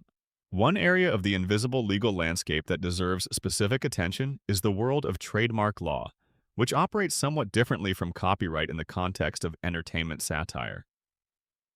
Copyright protects specific creative expressions: songs, scripts, characters, artworks.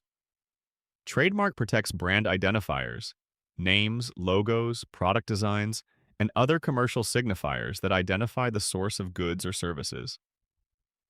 When Family Guy makes jokes about specific companies and their products, their names, their logos, their advertising, the legal framework that applies is trademark law rather than copyright law.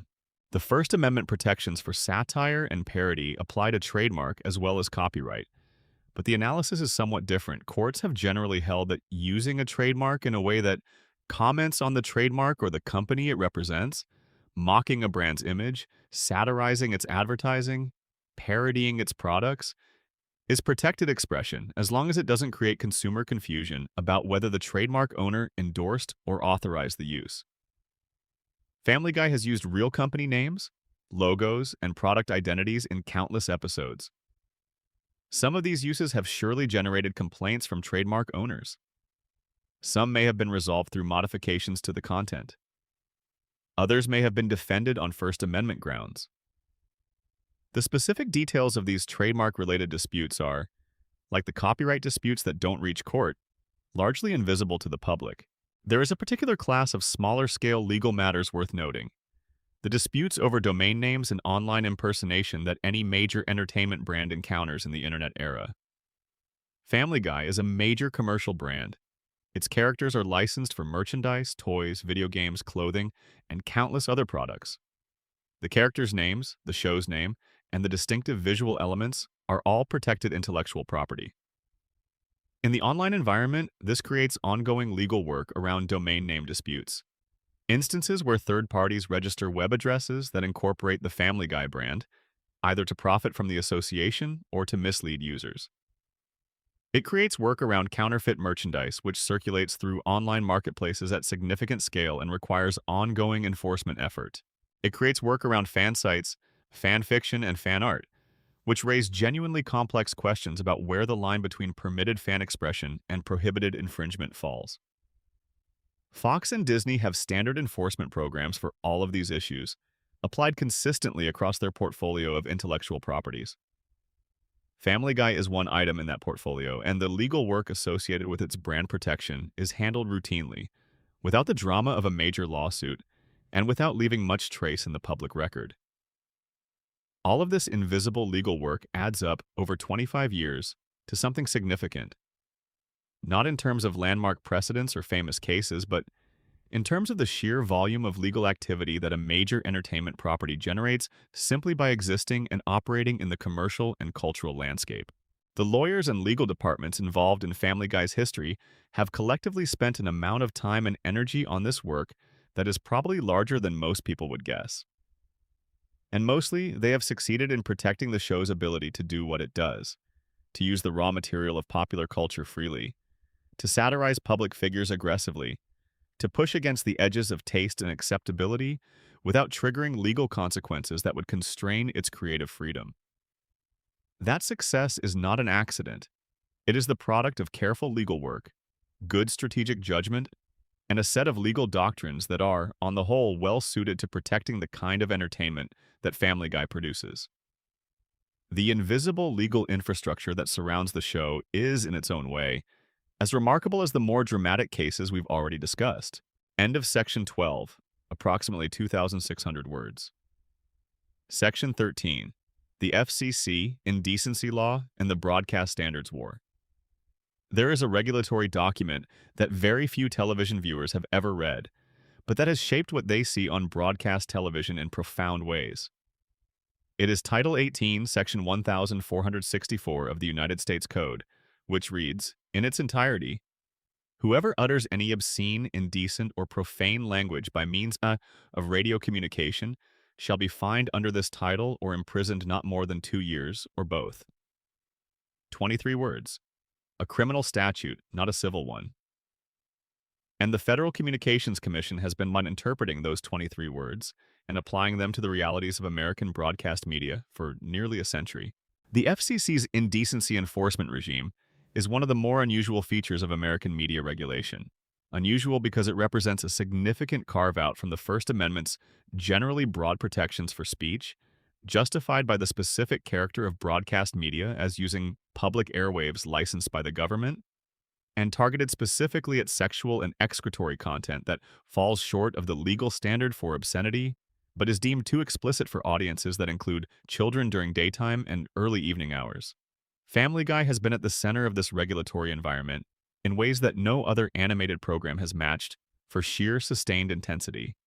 And understanding the FCC's role in the show's history requires understanding in some detail how the agency's indecency enforcement process actually works, and why it has so consistently failed to produce any actual consequences for the show, despite generating enormous political and media attention. The FCC's indecency standard was clarified in a 1978 Supreme Court case called FCC versus Pacifica Foundation, which involved a radio broadcast of George Carlin's famous 7 Dirty Words monologue. The court held that the FCC had the authority to regulate indecent, but not obscene, content on broadcast radio and television during hours when children were likely to be in the audience. The safe harbor period, after 10 p.m. and before 6 a.m., was established as a time when indecent content could be broadcast without regulatory concern. The key distinction between indecency and obscenity is important. Obscenity has no First Amendment protection at all. Content that meets the legal definition of obscenity can be criminally prohibited. Indecency, by contrast, is not categorically unprotected speech.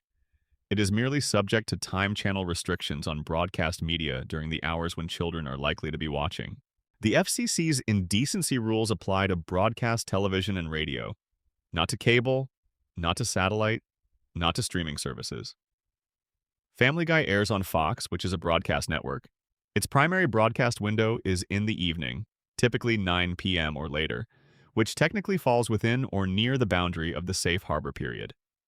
But the show's reruns air in various time slots on various cable networks, and broadcast affiliates sometimes air programming from those networks.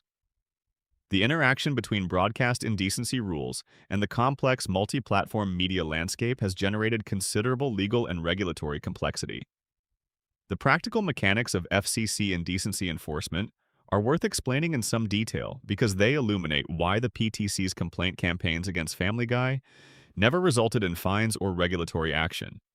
The FCC receives hundreds of thousands of indecency complaints per year. A large portion of these complaints are form letters generated by organized campaigns. Exactly the kind of campaign the PTC mounted against specific Family Guy episodes. The agency is required by administrative law to acknowledge and review complaints that appear on their face to describe potentially violating conduct.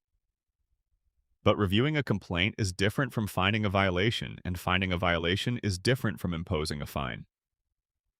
The FCC's review process involves examining the content complained about against the legal standards for indecency.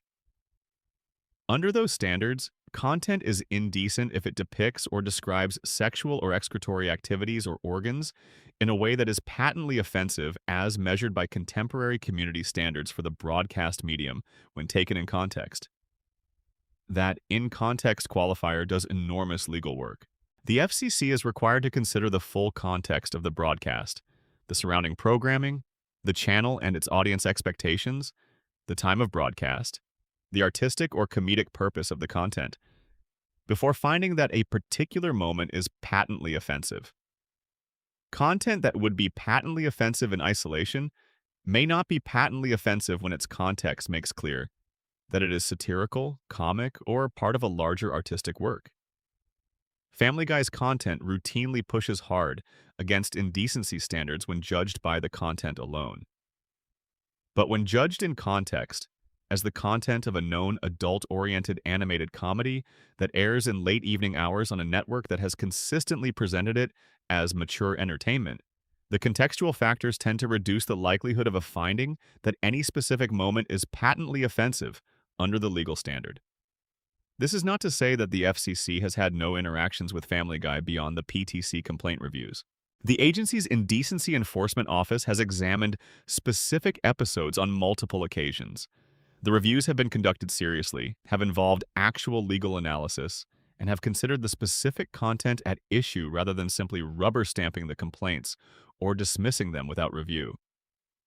But the results have been consistent: no fines, no violations, no formal regulatory action against Family Guy's content. Every review has ended with the agency either finding no violation or, in the post-2012 period, indicating that based on the Supreme Court's clarification of indecency standards in FCC versus Fox television stations, the agency was exercising enforcement discretion. That 2012 Supreme Court decision, FCC versus Fox television stations, is important context. The case involved fleeting expletives, isolated uses of profane language in broadcast television. And the court's ruling, while technically decided on due process grounds rather than First Amendment grounds, effectively limited the FCC's ability to pursue certain types of indecency enforcement. The decision reduced regulatory certainty about the scope of the agency's authority, and the FCC has been somewhat more cautious about aggressive indecency enforcement since then. The trajectory of the FCC's relationship with Family Guy tells a broader story about the limits of content regulation in an era of media proliferation. When broadcast television was the dominant medium, when the major networks controlled the vast majority of what Americans watched, the FCC's indecency rules had real teeth. A finding of indecency could affect a broadcaster's license renewal. The threat of regulatory action could genuinely shape programming decisions. In today's media environment, where broadcast television competes with cable, streaming, and the internet for audience attention, the FCC's indecency regime has become less significant as a practical matter. Audiences who want unregulated content have countless alternatives to broadcast television. The shows that push hardest against content limits, the premium cable dramas, the streaming series with explicit content, are entirely outside the FCC's jurisdiction. Broadcast television has become, in relative terms, the most regulated corner of a largely unregulated media landscape. Family Guy, which was specifically calibrated to push against broadcast standards, has benefited from this regulatory evolution. The norms of broadcast television have shifted toward greater permissiveness as the competitive landscape has changed, and the FCC's enforcement posture has moderated as the agency has grappled with the practical and legal complexity of applying early 20th century regulatory frameworks to a 21st century media environment. The deeper lesson from the FCC-Family Guy relationship may be this: regulatory frameworks designed for a specific technological and cultural context do not necessarily remain effective as that context changes. The FCC's indecency rules were designed for a world where broadcast television was the primary medium, where the audience for any particular broadcast was diffuse and included large numbers of children, and where the network and its affiliates were the gatekeepers who determined what the audience could see. In the world where Family Guy actually operates, a world of DVR and streaming and YouTube clips and international distribution, none of those assumptions apply cleanly. The audience self-selects. The content is available through channels that the FCC does not regulate. The regulatory framework that was supposed to govern it has been rendered partially obsolete by technological change. This is not a story unique to Family Guy or to broadcast indecency. It is the story of every area of law that encounters rapid technological change: patent law and software, privacy law and social media, copyright law and the internet, defamation law, and online platforms. Law is inherently conservative in the literal sense. It changes slowly through deliberate processes, while technology changes rapidly and continuously. The gaps that emerge between legal frameworks and technological realities create spaces where behavior that once would have been clearly regulated falls into ambiguity. Family Guy has existed in one of those spaces throughout its run. End of Section 13, approximately 2,700 words. Section 14, Streaming, Syndication, and the Ongoing Rights Battle. The way people watch Family Guy has changed enormously since 1999. In the show's first season, there was essentially one way to watch Family Guy: on Fox, on Sunday nights when it aired. You were in front of a television set at the designated time, or you missed it. There was no DVR, no streaming service, no YouTube, no on-demand viewing. If you wanted to see an episode again, you waited for reruns, which Fox may or may not have scheduled at convenient times. By the early 2000s, DVD releases had created a second viewing option. The Family Guy DVD sets, particularly the sets for the original 3 seasons, released during the show's cancellation period, became unexpectedly successful commercial products, and their sales played a direct role in the show's revival. People were buying Family Guy on DVD, not just to have a permanent copy, but to show the episodes to friends, to discover what they'd missed, to experience the show as a complete body of work, rather than as a sequence of individual broadcast events. The DVD era brought with it a new set of legal considerations. Every piece of music in every episode needed to be cleared for home video distribution. Every use of copyrighted material needed to be reviewed against the home video distribution rights, which were often separate from the broadcast rights. The music licensing questions we discussed earlier became particularly acute here, as the blanket licenses that covered broadcast did not automatically extend to home video. The DVD era gave way, gradually and then rapidly, to the streaming era. Netflix launched its streaming service in 2007, the same year as the WGA strike. Hulu launched in 2008. By the early 2000s, streaming was a significant and growing distribution channel for television content. By the mid-2000s, it was competitive with traditional broadcast. By the early 2020s, streaming was arguably the primary medium through which many viewers consume television. For Family Guy, the streaming rights landscape has been shaped by a series of agreements between Fox, Disney, which acquired Fox's entertainment assets, and various streaming platforms. Hulu, which is majority owned by Disney, became the primary streaming home for Family Guy.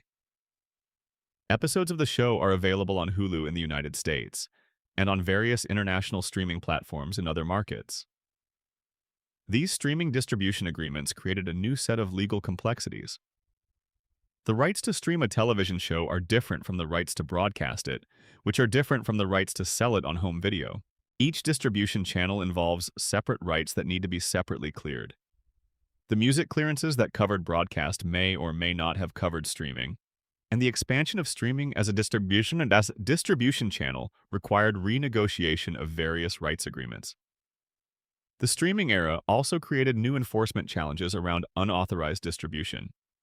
In the pre-streaming era, piracy of television content involved downloading files and distributing them through peer-to-peer networks, a process that was relatively traceable and that allowed Fox to identify specific infringers and pursue legal action, as in the Hernandez case.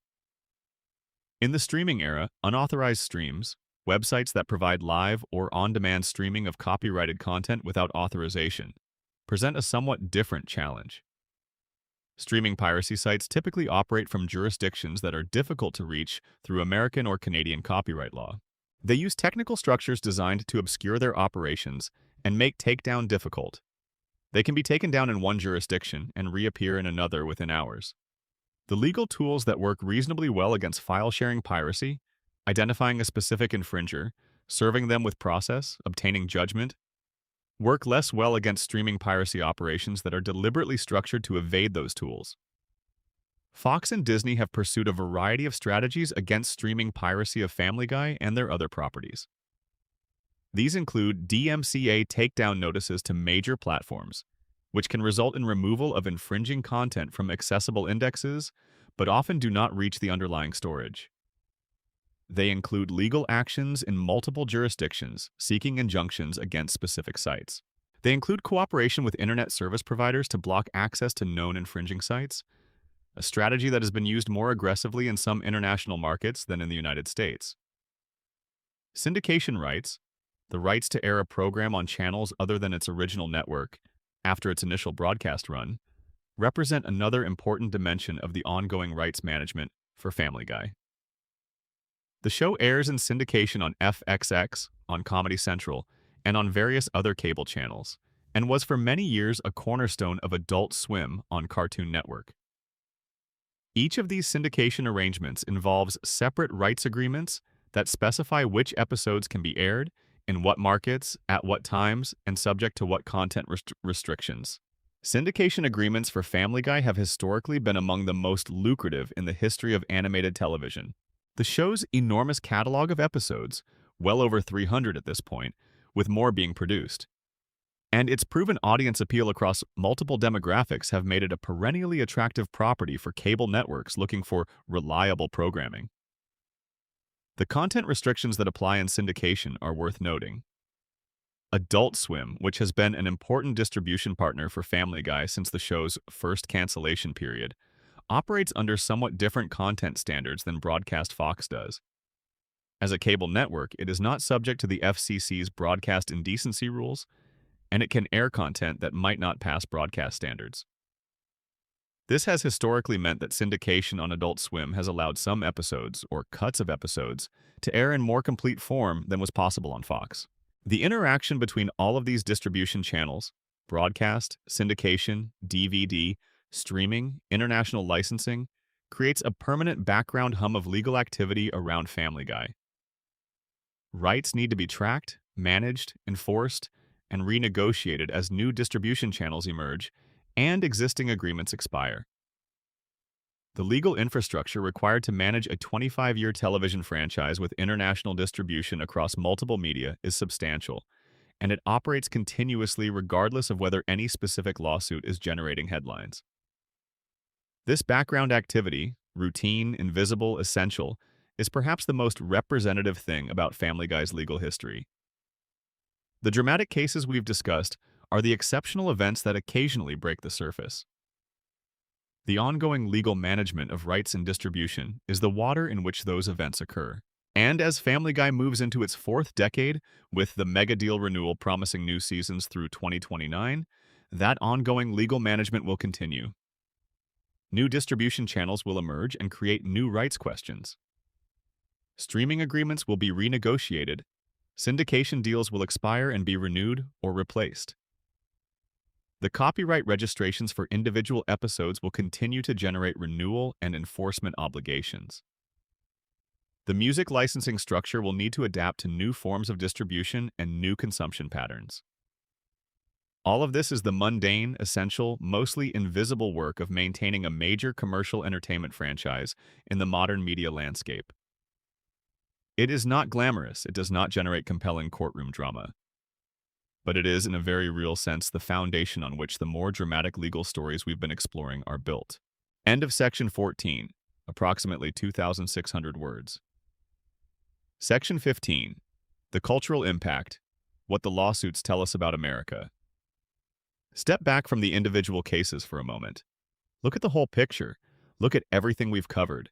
The copyright cases, the FCC battles, the piracy war, the international bans, the creator's complicated relationship with his own network, the invisible legal machinery of rights management, and music licensing and syndication. Take all of that and ask, what does it mean? What do the lawsuits tell us, taken together, about something larger than just one television show? The answer, I think, is that they tell us something important about American culture and American law at a specific moment in history.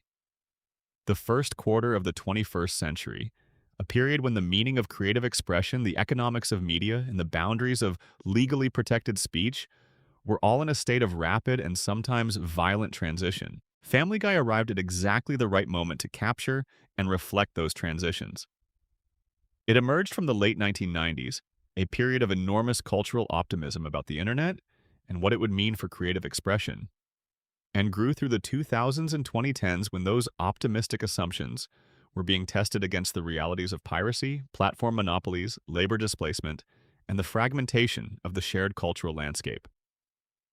The copyright cases involving Family Guy are, among other things, a record of how American courts applied the fair use doctrine during a period when digital technology was radically changing the economics of cultural production. The Bourne Company case, the Carol Burnett case, these are cases from the period when entertainment companies were still figuring out how to respond to the internet's effect on their business model. The fair use doctrine that protected Family Guy in those cases was developed in a pre-digital era, and its application to digital era realities was genuinely unsettled. The fact that the courts consistently found in Family Guy's favor, consistently held that parody and satire deserve robust protection, even when they borrow substantially from copyrighted works, is a meaningful data point about how American courts value creative freedom during a period of economic and technological uncertainty. Other outcomes were possible. Courts in other countries, applying different legal frameworks, might have reached different conclusions. The fact that these specific cases in these specific American courts came out the way they did reflects something about the particular values that American law embeds in its intellectual property framework. The PTC story is a record of something different, the last significant organized campaign to use the FCC's broadcast indecency powers to shape the content of American popular television.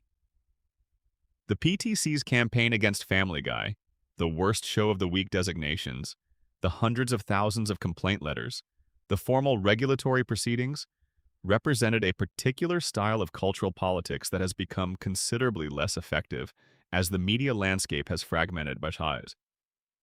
When broadcast television was the dominant medium, organized campaigns to pressure the FCC made a certain kind of sense. The FCC could reach a broad swath of the television audience by regulating a relatively small number of broadcast licensees. A successful complaint against a specific show on a major network could have effects that reached millions of homes. In the streaming era, this model no longer functions. The shows that push hardest against content limits, the ones that generate the most complaints in the old regulatory framework, have largely migrated to platforms that the FCC cannot reach. The broadcast television that remains subject to FCC regulation has, paradoxically, become more cautious and family-friendly as its audience composition has shifted. The PTC's model of advocacy was optimized for a media environment that no longer exists. The PTC's bankruptcy in 2025 is not merely an organizational story. It is a symptom of the broader erosion of the regulatory framework that organization was built to use. The world in which broadcast television was the central battleground for American culture has passed, and the organizations and strategies that were designed for that world have not successfully adapted. The international bans tell yet another story about the collision between American cultural exports and the rest of the world's legal and moral frameworks. Family Guy is, in a very specific sense, a product of American exceptionalism, a show built on the premise that nothing is too sacred to mock, that authority is always suspect, that the freedom to offend is more important than the comfort of the offended. These values are genuinely unusual in comparative perspective. The United States has stronger free speech protections than virtually any other country in the world. The First Amendment's absolute prohibition on content-based regulation of political and artistic speech, without the balancing tests and exception categories that most other countries' speech jurisprudence includes, produces a legal environment that is uniquely hospitable to the kind of material Family Guy produces. When that material travels to countries with different legal frameworks, the collisions are predictable. Iran's prohibition on content depicting homosexuality, positively, Venezuela's objection to drug legalization advocacy, Russia's general resistance to irreverent political commentary. These are not simply censorship in a vacuum. They are the applications of different countries' different legal and moral frameworks to an American product that was designed without reference to those frameworks.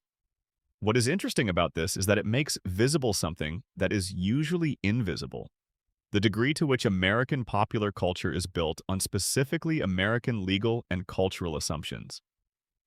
Family Guy looks universal in the sense that it deals with universal human experiences: family, love, stupidity, aspiration, failure. But the specific freedom with which it addresses those experiences is not universal at all. It is the product of a very particular legal and cultural context. And when it leaves that context, it often doesn't fit. The creator-network relationship story, MacFarlane and Fox, touches on themes that are even larger than the specific personalities involved. It is a story about what happens to creative work when it becomes commercially valuable, about who controls it, about the limits of the creator's authority over their own creation, about the tension between artistic vision and commercial imperatives. Seth MacFarlane created Family Guy from genuine creative impulse, from the specific vision of a young animator who had something he wanted to say and a way of saying it that was genuinely original. The show he made in 1999 was an expression of that vision. The show that exists today, made by different writers in different creative circumstances, carrying the original creator's name and voice but not his daily attention, is something different. Whether the current show is a worthy continuation of the original or a pale shadow of it is a matter of genuine disagreement among fans and critics. But the legal fact of the situation is clear. Seth MacFarlane made something that became valuable, and in making it through the corporate structure of American commercial television, he also gave up the ability to control it fully. The show now exists as an asset of Disney/Fox, managed by the entertainment industry's standard mechanisms of rights management and distribution, continuing because the economics justify it rather than because the creator is burning with the desire to make it. This is not unique to MacFarlane or to Family Guy. It is the basic structure of commercial art making in America. It is the condition that every artist who works within corporate structures, whether in film, music, television, or any other commercially organized medium, navigates every day. The lawsuits illuminate this structure by putting it under pressure.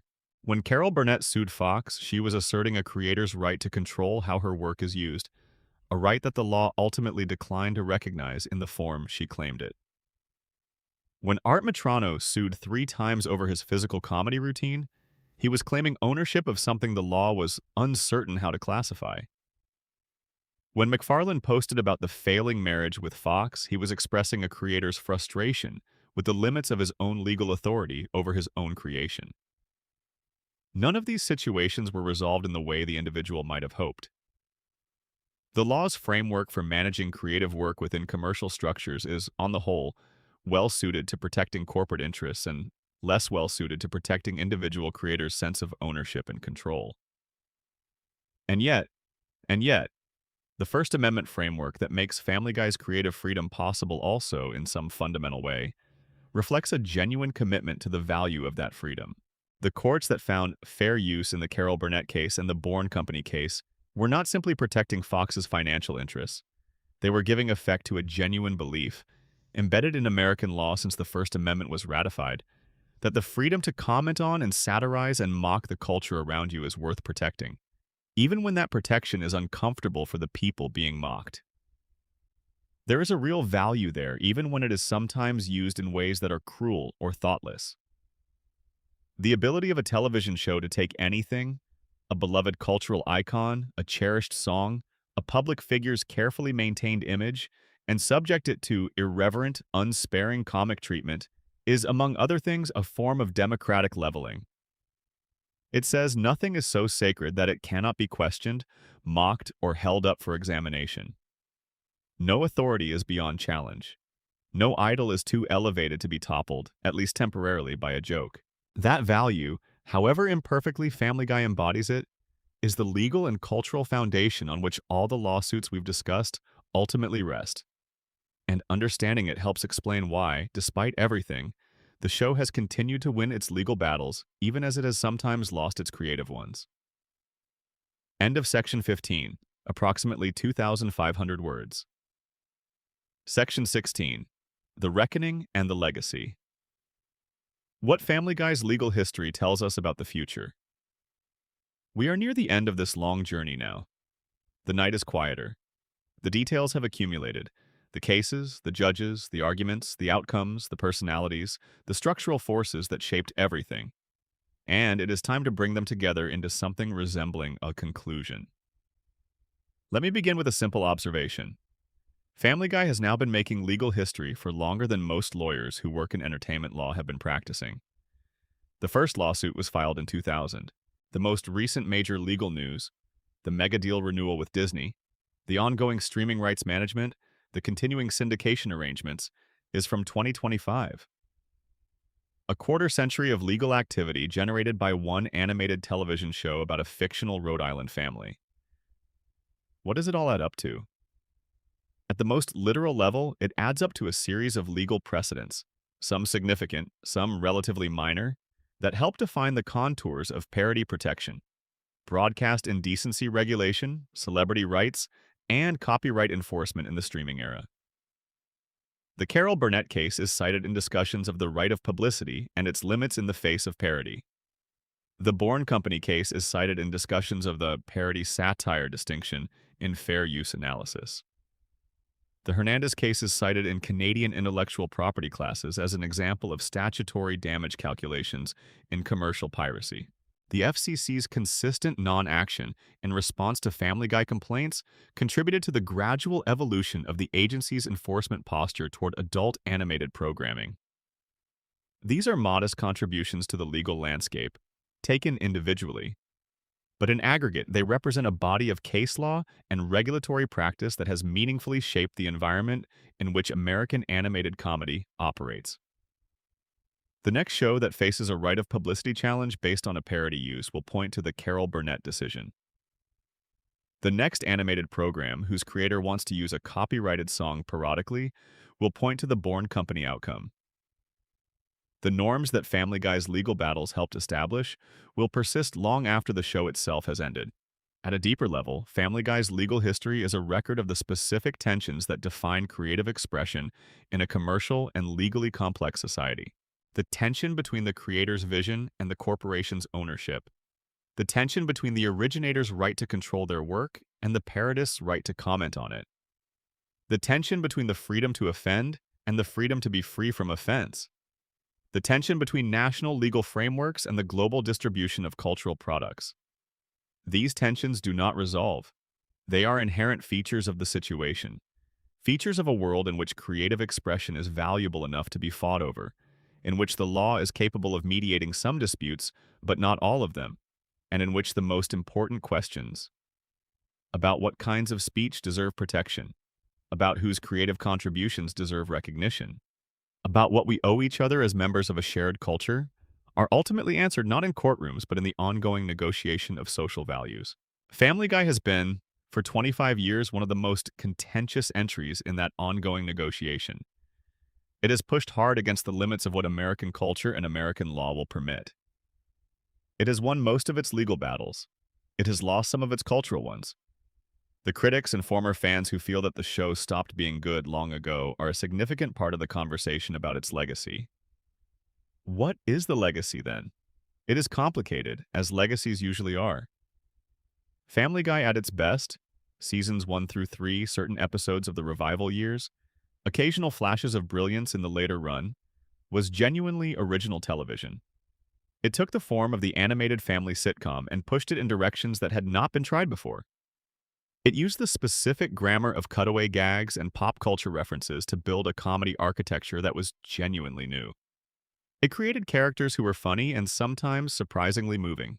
It made millions of people laugh in ways they remembered. And then it kept going. Past the point where the creative energy could sustain the ambition. Past the point where the original characters retained the complexity that made them interesting. Past the point, arguably, where it had something genuinely new to say. But even in its decline, if decline is what it is, Family Guy kept generating legal battles that were, in their own peculiar way, fascinating. The show that had run out of fresh comedy ideas was still generating fresh copyright cases, still creating regulatory headaches, still prompting international governments to ban it, still forcing its creator to publicly question his relationship with the network that owned his work. There is something almost poetic about that. The show's legal vitality has outlasted its creative vitality. The lawsuits are still interesting, even when the episodes are not always. And what about the future? Family Guy is committed through 2029 minimum. It will be 30 years old when the current deal expires. 30 years. The same span of time that separates the original Happy Days from the year Family Guy premiered. It is by any measure an extraordinary duration for a single television franchise. In those remaining years, there will be more legal activity. There will be more music licensing negotiations, more syndication deals, more streaming arrangement renegotiations. There may be more copyright complaints, more parody defenses argued in court, more FCC complaint campaigns that go nowhere. There may be new legal questions that nobody has thought of yet, questions about AI-generated content in an animated show, about deepfake technology and right of publicity, about whatever the next technological disruption turns out to be, and what it means for the rights frameworks that govern entertainment. Seth MacFarlane will still be voicing Peter, Brian, Stewie, and Quagmire, lending his voice to a show he both created and, in some measure, outgrew. The characters will still exist in the ambiguous legal space between parody and infringement, between fair use and appropriation, between protected expression and someone else's reasonable sense of grievance. Carol Burnett is gone now, passed in January of 2023 at the age of 90, having outlived both the show that sued her and the judge who ruled against her. She spent the last years of her life being celebrated for her extraordinary career, for the decades of brilliant comedy she produced, for the warmth and generosity she brought to every project she touched.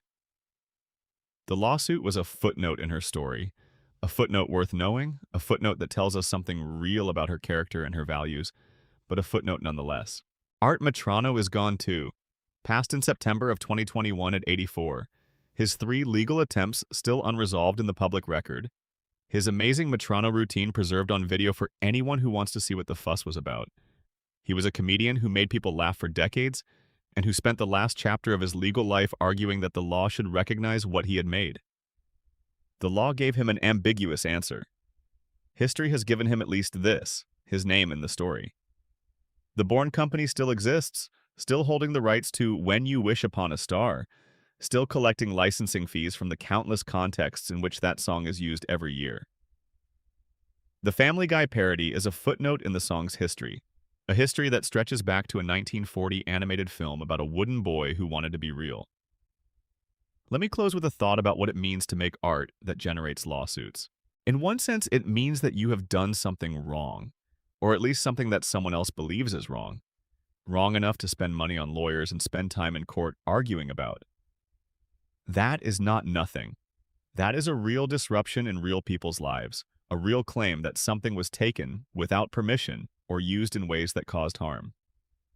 But in another sense, and this is worth sitting with, generating lawsuits means that you made something that mattered, something that was valuable enough to be fought over, something that touched people deeply enough that they were willing to go to court rather than let it go. The people who sued Family Guy, Carol Burnett, The Bourne Company, Art Metrano, sued because they cared, because something they had made, something that was part of who they were, had been taken and used in ways they hadn't authorized. That caring is a form of testament to the significance of what they had created.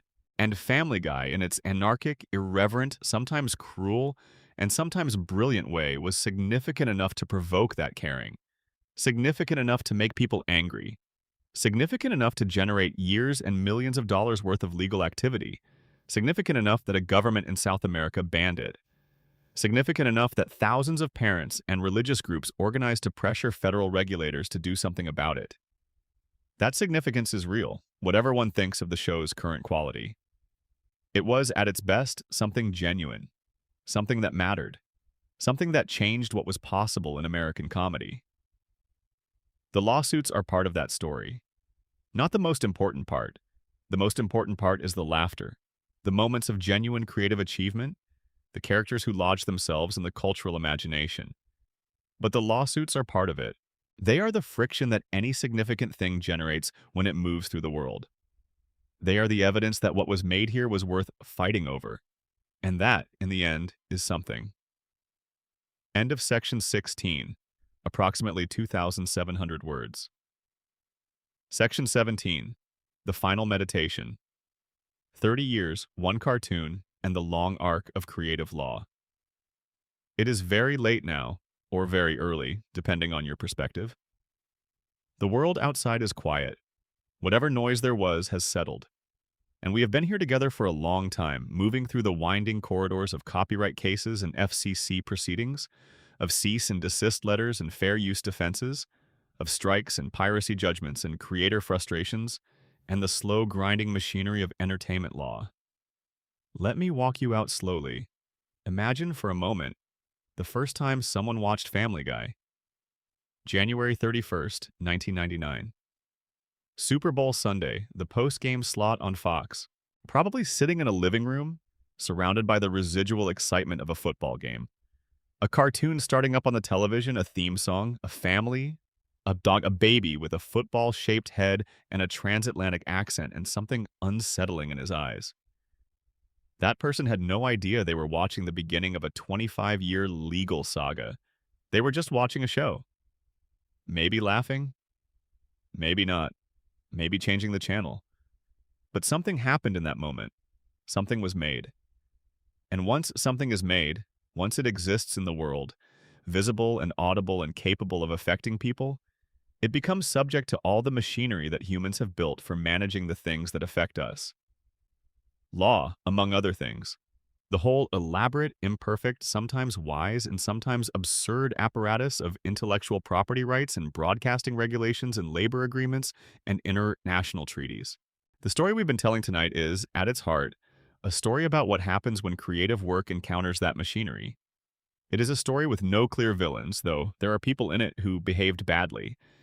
It is a story with no clear heroes, though there are people in it who behaved admirably. It is a story about competing legitimate interests, the interest of creators in controlling and being compensated for their work, the interest of audiences in having access to culture that challenges and provokes, the interest of workers in fair compensation and safe working conditions, the interest of corporations in protecting the assets that their capital helped create, the interest of society in maintaining a legal framework that makes creative work both financially viable and creatively free. These interests do not always point in the same direction. They often conflict. The lawsuits we've examined are, at the most basic level, stories about those conflicts being brought into a formal legal setting and being resolved. Imperfectly, incompletely, but at least definitively, by the machinery of the courts. What I want to leave you with, as this night comes to its quiet end, is a few ideas that have been building throughout our journey. The first is about the relationship between law and creativity. Law shapes what is possible in creative work, not by telling artists what to make, but by defining the consequences of what they make. The parody doctrine shapes what jokes Family Guy can legally tell. The indecency regulations shape what content it can broadcast and when. The labor agreements shape who writes those jokes and under what conditions. The copyright framework shapes how the music it uses is licensed and paid for. Creative freedom is not the absence of law. It is a kind of freedom that exists within law, made possible by specific legal choices. Choices about what to protect, what to permit, what to prohibit, and how to resolve the inevitable conflicts between competing, legitimate interests. The creative freedom that Family Guy exercises is made possible by the First Amendment, by the Fair Use Doctrine, by the specific choices that American courts and legislators have made about what kinds of expression deserve protection.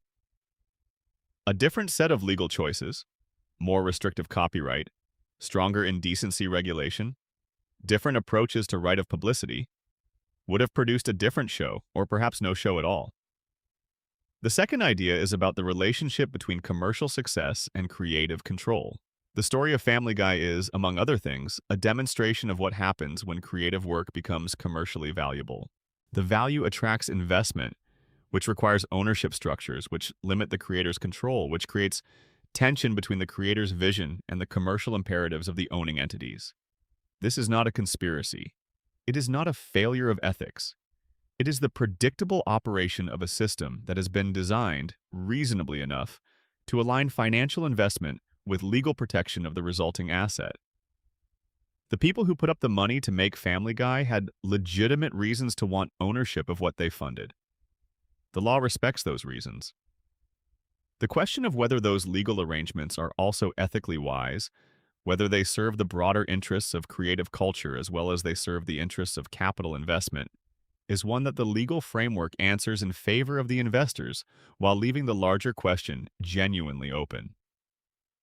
The third idea is about time and about the strange persistence of creative work. Family Guy has been going for 25 years. The people who watched it as teenagers in 1999 are now middle-aged adults. The jokes that shocked audiences in 2005 seem tame against the backdrop of what streaming services now produce without any regulatory oversight. The legal cases that were decided in 2007 and 2009 are now history, studied in law school courses and cited in subsequent decisions. And the show is still going. Carol Burnett has passed. Art Matrano has passed. The judge who dismissed Carol Burnett's lawsuit, Dean Pregerson, has retired. The PTC has filed for bankruptcy. Fox News has changed. The media landscape has transformed so completely that much of the world these legal battles were fought in no longer exists in recognizable form. But Peter Griffin is still on television. Brian Griffin is still making bad decisions. Stewie Griffin is still, in his attenuated and evolved way, the ghost of the evil genius baby he once was. The show persists. The lawsuits persist in the legal record. And the questions they raised about what we owe each other as members of a creative culture, about whose work deserves protection, and whose deserves to be used freely, about the limits of parody and the meaning of creative ownership, persist too. As you drift towards sleep tonight, if that is where you are going, if you've been writing this story as the night has deepened and the world has gone quiet around you, let these questions drift with you. Let the image of Carol Burnett in her charwoman costume drift through. Let the sound of When You Wish Upon a Star play, and then let the parody version play alongside it, and let the dissonance between them be the last thing you think about before thinking stops. Let Art Matrano's fingers move in the air, performing their impossible trick for an audience of no one and everyone. Let the sound of a federal courtroom come to mind, the scratch of a court reporter's keys, the hum of the air conditioning, the patient voice of a judge who has seen everything. Let the legal arguments play out one more time, quietly, without heat, as they would if you were reading them in a library on a winter afternoon. And let Family Guy itself, ridiculous, anarchic, sometimes brilliant, sometimes awful, always determined to push one step further than common sense would recommend. Let it play somewhere in the background, as it has been playing for 25 years, while everyone around it argued about whether it should be allowed to exist. It was allowed. By the law, by the courts, by the audiences who kept watching. It persisted. Whatever else you think of it, it persisted. And persistence in the creative life, as in any other, is its own kind of answer to every lawsuit ever filed. Thank you for spending this time with me. Thank you for your patience with the details, your tolerance for the tangents, your willingness to stay in this story for as long as it asked you to stay. If this journey through Family Guy's legal history gave you something to think about, something you'll carry with you when you next encounter a copyright dispute, a parody defense, a creator's frustrated relationship with a corporate owner, or just the question of what law and art owe each other in a complicated world, then it was worth every word. If it helped you fall asleep, that is also a perfectly good outcome. Sleep well. The court is adjourned. End of section 17. Approximately 2,500 words. Closing call to action. If you made it this far, thank you, genuinely, from the bottom of my heart. Thank you for spending this much time with Uncle Guy Lore. Videos like this one take enormous amounts of research and writing, and the only thing that makes it possible to keep doing them is your support. So if this was valuable to you, if it taught you something, or helped you pass a long night, or gave you a new way to think about something you thought you already knew, please hit the subscribe button. It is free, it takes 1 second, and it tells us that what we are making here is worth continuing to make. Leave a comment too. Tell us where in the world you are watching from, what time it is, what brought you to a video about Family Guy lawsuits at this hour. We read every comment, every single one. And if you have suggestions for future deep dives, other shows, other legal battles, other corners of pop culture history that deserve the long, careful treatment, let us know in the comments below. Until next time, stay curious, stay kind, and sleep well. End of script. Uncle Guy Lore production. Total sections, 17 narrative sections plus 2 viewer engagement breaks. Appendix, the legal chronology, every major event, in order. For those who want the full legal timeline in a single, easy reference format, every case, every complaint, every regulatory action, arranged chronologically from first to last. 1999, Family Guy premieres. January 31st, 1999. Fox airs the Family Guy pilot episode, Death Has a Shadow, in the post-Super Bowl slot. The episode draws approximately 22 million viewers. The show's legal history begins the moment it becomes a commercial product, because commercial products attract both fans and adversaries. 2000. Art Metrano's first filing. Art Metrano files an initial legal complaint regarding the use of his amazing Metrano comedy routine, the finger-wiggling humming act he had been performing since the 1960s. In connection with Family Guy's depiction of Jesus Christ, performing the routine in the film Stewie Griffin: The Untold Story. This initial filing is the beginning of a prolonged legal saga that will involve 3 separate attempts and stretch over nearly a decade. 2000 to 2002, the PTC campaigns begin. The Parents Television Council, founded in 1995 by L. Brent Bozell III, begins formally targeting Family Guy as part of its broader campaign against what it sees as indecent content on broadcast television. The PTC's campaign will include naming Family Guy Worst Show of the Week more than 40 times over the subsequent years, filing formal indecency complaints with the FCC, and organizing large-scale complaint campaigns against specific episodes. 2002. First cancellation.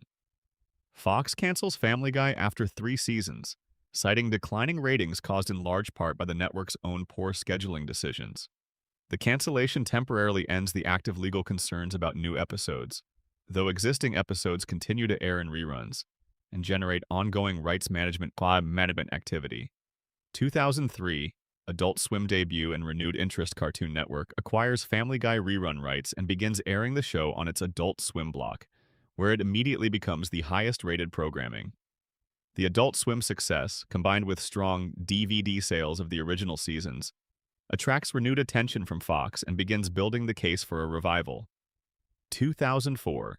Fox renewal and new legal infrastructure. Fox orders odd new episodes, bringing the show back after a 2-year hiatus. The renewal requires rebuilding the production team, renegotiating contracts, and establishing new legal clearance processes for a show that will now be operating in a more legally sophisticated environment than it had during its original run. 2005.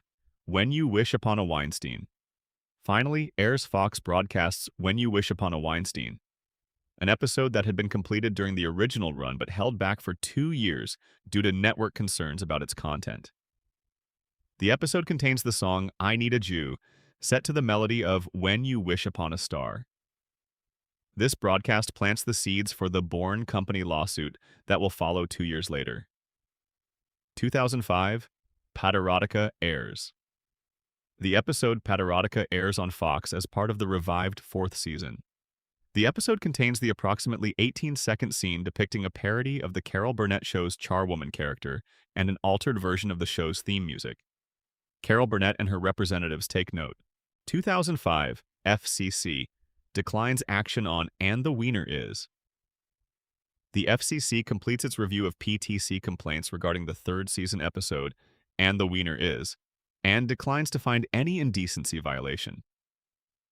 This is the first of several formal FCC reviews of Family Guy content that will reach the same conclusion.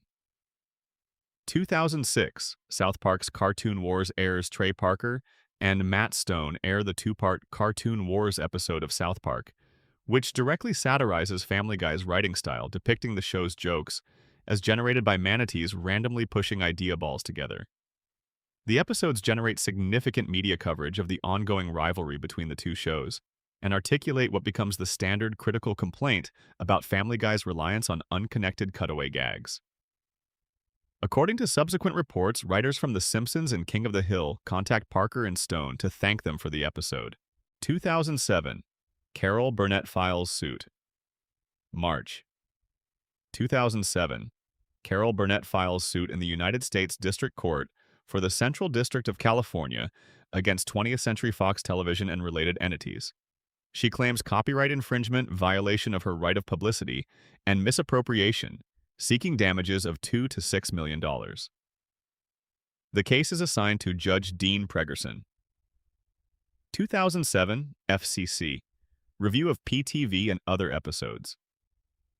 The FCC completes its review of PTC complaints regarding the episode PTV and several other Family Guy episodes. No violations are found. The pattern of complaint and decline continues. 2007. Judge dismisses Carol Burnett's suit.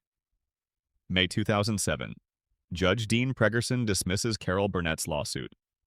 His opinion notes that the content in question was distasteful and offensive, but finds that it falls within the fair use doctrine as protected parody, and that the First Amendment parody defense extends to the right of publicity and misappropriation claims as well. Carol Burnett's appeal is ultimately unsuccessful. 2007 Sabaumon, Art Metrano's second filing. Art Metrano files again, his second legal attempt to obtain recognition and compensation for Family Guy's use of his amazing Metrano routine. This filing follows the same basic legal theory as his first, emphasizing copyright infringement and various related claims. 2007. Bourne Company files suit. October 2007. The Bourne Company files suit in the Southern District of New York against 20th Century Fox Television, Seth MacFarlane personally, Walter Murphy, and related entities. The complaint alleges copyright infringement of When You Wish Upon a Star by the song I Need a Jew, and seeks both damages and an injunction against continued distribution of the episode. The case is assigned to Judge Deborah Batts, 2007 to 2008.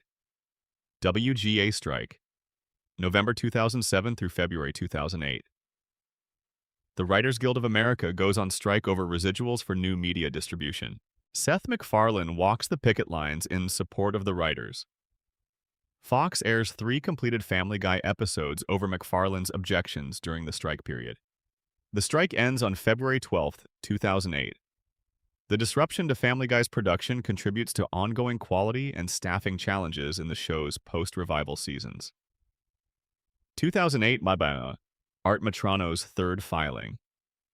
Art Metrano files for the third time, his final legal attempt in a saga that has now stretched across most of the decade.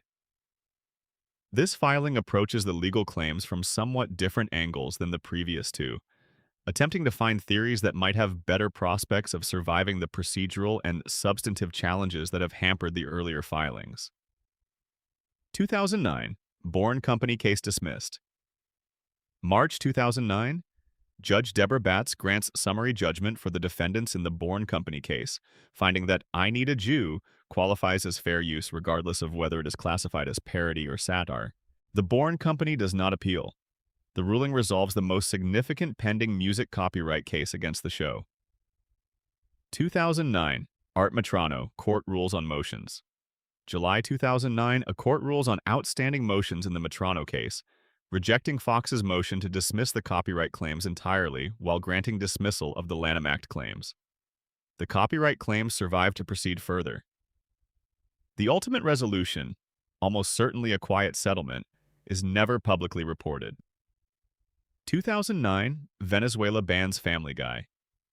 Following the broadcast of 420, the marijuana legalization episode of the 7th season, Venezuelan Justice Minister Tarek El Aissami announces a ban on Family Guy's broadcast in Venezuela, citing the episode's promotion of drug use. Cable stations in Venezuela are warned of fines if they continue airing the show. The ban generates international press coverage and becomes one of the most visible examples of Family Guy's foreign reception complications. 2011. Seth MacFarlane steps back around 2011. Seth MacFarlane substantially reduces his hands-on creative involvement in Family Guy, handing day-to-day showrunning responsibilities to Rich Appel and Alex Sulkin. MacFarlane continues voicing his characters but is no longer the primary creative force driving the show's direction. This transition marks the beginning of the period that many critics and fans identify as the show's creative decline. 2013, Canadian piracy. Judgment. December 2013. The Federal Court of Canada issues a default judgment in Fox Broadcasting Company et al. Via Hernandez. The court awards approximately $10 million in statutory damages, approximately $14,000 per episode for over 700 infringing works, plus $500,000 in punitive damages, and approximately $78,575 in costs for a total judgment of approximately 10.5 million Canadian dollars. The court also issues a broad injunction prohibiting future infringement. The ruling is one of the largest copyright judgments in Canadian history and becomes a widely cited example of commercial piracy consequences. 2020, MacFarlane signs. NBC Universal deal. Seth MacFarlane signs a reported $200 million five-year deal with NBC Universal, moving his production company Fuzzy Door Productions from the Fox ecosystem to the Comcast/NBC Universal ecosystem. His new projects begin being produced for Hulu and Peacock rather than Fox. Family Guy remains on Fox, which still owns the property, but the creator's primary professional allegiance has shifted away from the network. 2021. MacFarlane's failing marriage post. August 2021.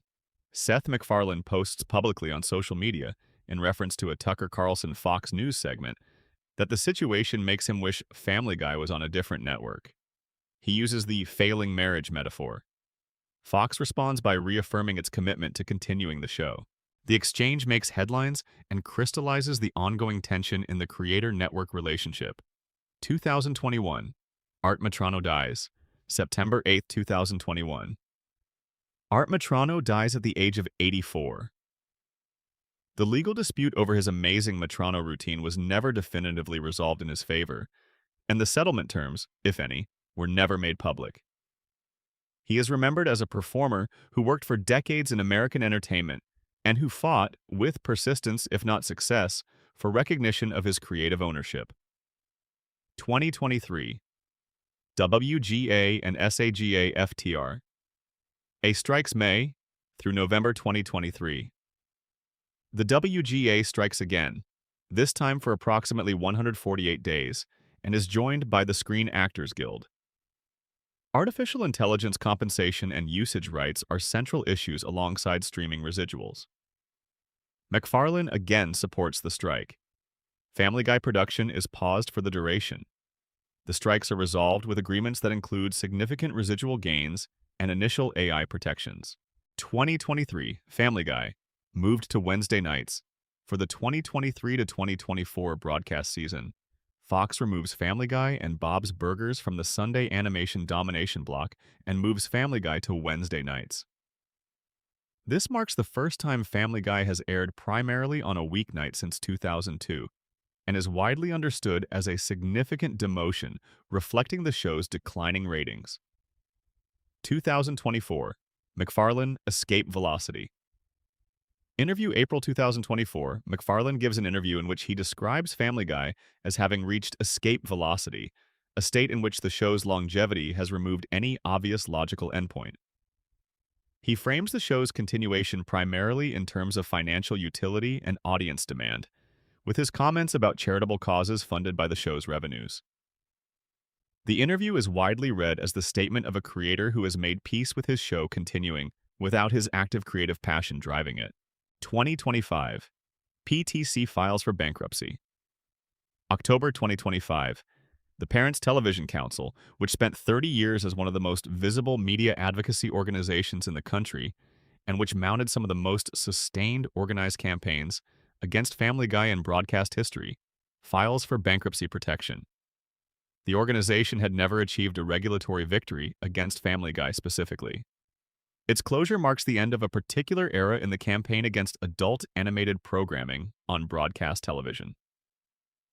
2025. Megadeal renewal through season 27. April 2025. It is announced that Family Guy has secured a multi-season renewal deal with Disney, which owns the show through its Fox acquisition. The deal guarantees the show's continuation through its 27th season and the 2028 to 2029 television season, coinciding with the show's 30th anniversary. Each season under the deal will consist of 15 episodes. The renewal is described as a mega deal and secures the show's future for at least 4 more years, regardless of ratings performance. End of legal chronology. Appendix, approximately 2,500 words. A note on sources and research.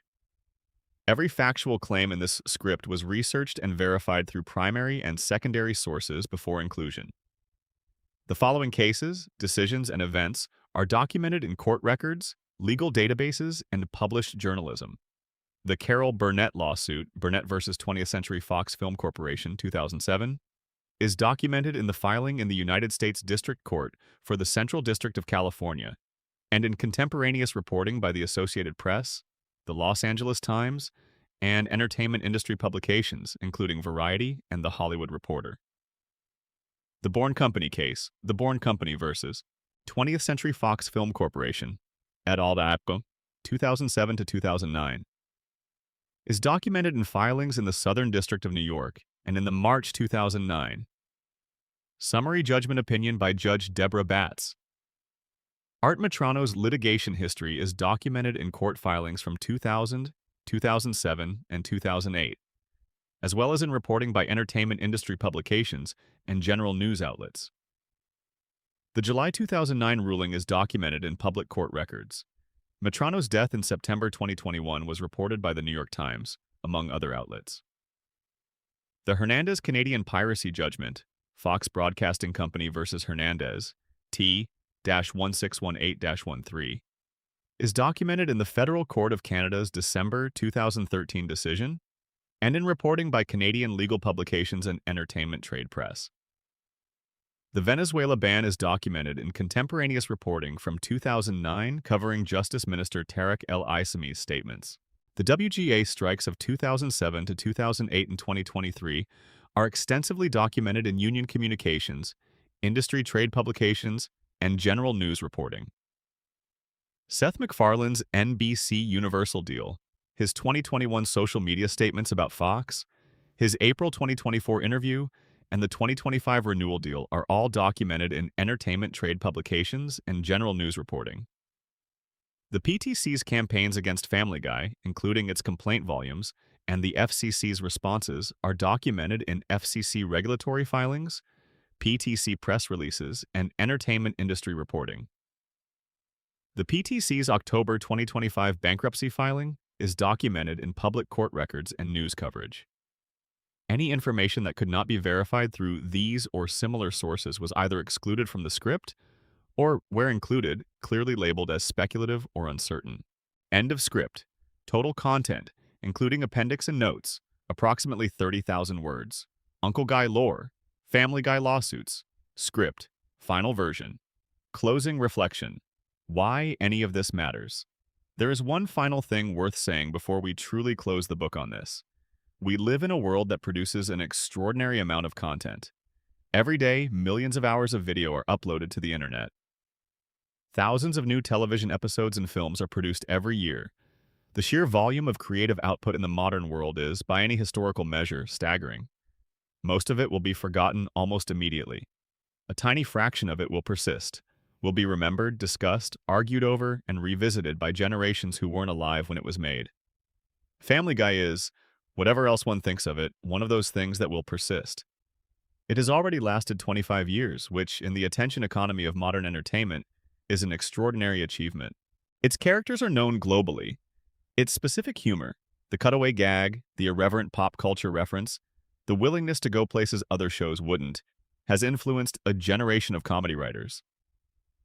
Its legal history has shaped the legal landscape for everyone who came after it. None of that happened by accident. It happened because of the choices of hundreds of people, Seth MacFarlane and the original writers, the voice cast, the animators, the lawyers, the network executives, the judges who ruled on the cases, the FCC officials who reviewed the complaints, the writers who went on strike for fair compensation, the opponents who hated the show enough to sue.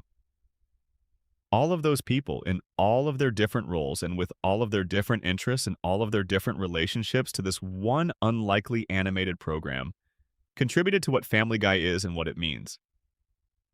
The show is not just the episodes, it is the whole tangled story, creative and commercial and legal and cultural, of what it means to make something in America and to watch it become, through the operation of market forces and legal institutions and human passion and human conflict, something larger than the thing you set out to make.